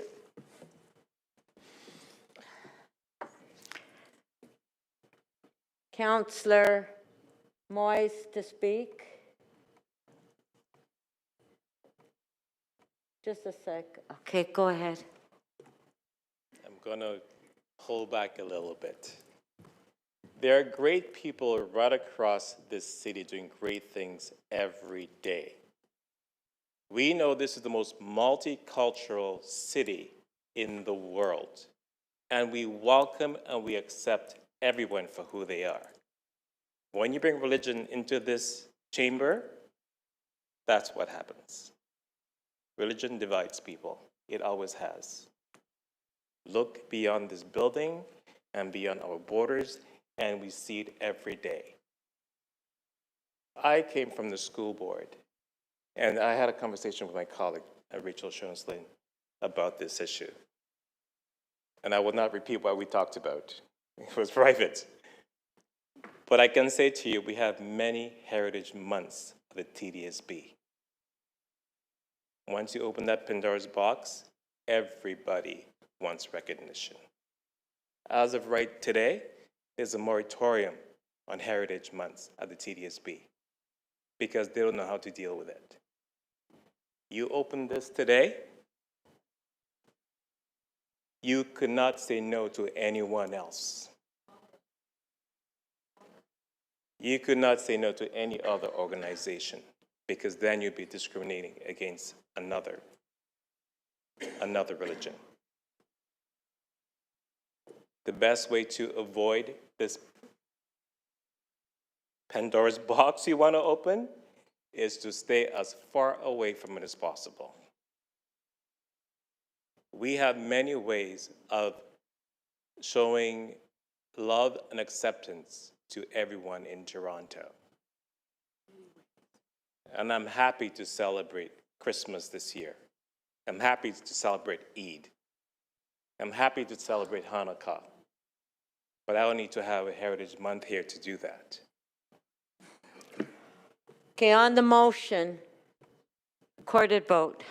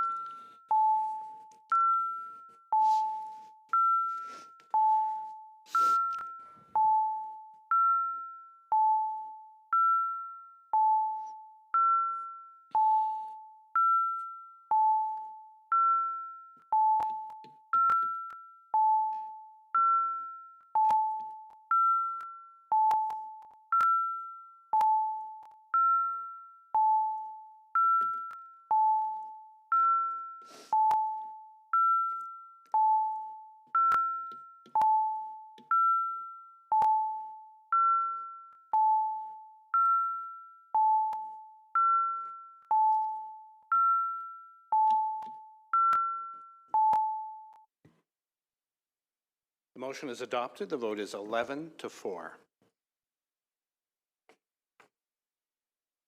Okay, thank you. Our next item, which we introduced earlier, which is MM 2335. Yes, we do. And, you know, I'm glad that you brought that up, Councillor, because what we had previously, members of council were told that if you're leaving council, you need to advise the speaker and no, that to see, not to break quorum. But now we're finding that councillors are just leaving and not noticing if we're breaking quorum. I think the question was, did we have quorum? We had 15 members in the chamber. The answer is yes, we have quorum. Thank you so very much. Let's move on. Councillor Perruzza, I'm just indicating in the past we've always watched out to ensure that we have quorum before we leave council. MM 2335, keeping Dundas streetcar moving. It's Councillor Sachs moved it and Deputy Mayor Osman Malik. Do you want to just move the item? Where's the Deputy Mayor? Did she leave? Did she leave? I'm here, Madam Chair. No, I just want to know if she wants to move it. I want to move it. It's Councillor Sachs, and I want to move it, please. Hello, Madam Speaker, it's my motion. I'd like to move it. Okay, thank you. On favor? Carried. MM 2336, the AGCO, moved by Councillor Moy, second by Councillor Carroll. On favor? Carried. MM 2337, reopening the item 10 Huntley Street, moved by Councillor Moyes, second by Councillor Carroll. Just move it. On favor? Okay, that's it. Okay, Councillor Sachs has a reopening. Yes, please. Legal has requested that we reopen 38 Walmer, which was CC. Hang on a second. CC of the 23.10. They've asked me to reopen and add a reference to the heritage permit.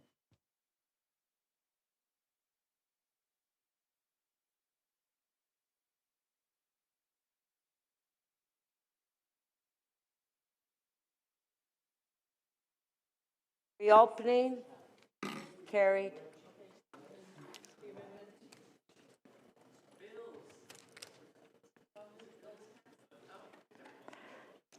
There's the amendment on the screen by Councillor Sachs. On favor? Carried. Thank you. Item is amended. On favor? Carried. Okay.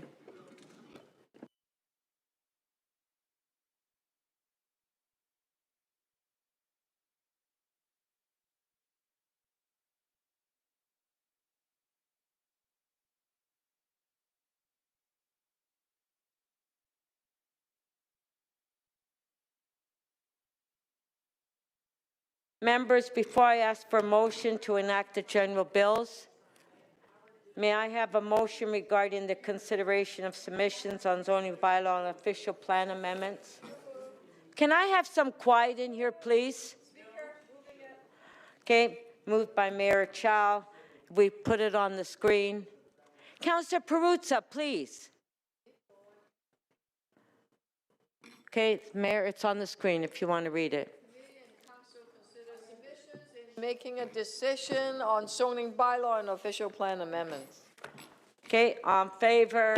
Carried. May I have a motion to introduce the general bills? Moved by Mayor Chow. Introduce bills to confirm to the point of the introduction of this motion the proceedings of City Council meeting 23. Shall leave be granted to introduce these bills? On favor? Also, hold on.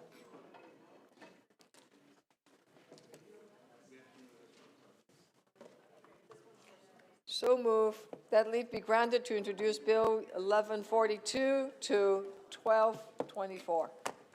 On favor? Carried. Shall these bills be declared as bylaws and passed subject to Section 226.9, the City of Toronto Act, 2006? Yes. All in favor, show of hands. May I have a motion to introduce the confirmatory bills? That leave Mayor Chow, go ahead. That leave be granted to introduce bills to confirm to the point of the introduction of this motion, the proceedings of City Council meeting 23rd on November 13th, 2024. Shall leave be granted to introduce these bills? On favor? Carried. Shall these bills be declared as bylaws and passed, subject to Section 226.9 of the City of Toronto Act? On favor? Carried. Thank you to city staff. Thank you to members of council. This meeting is adjourned, right?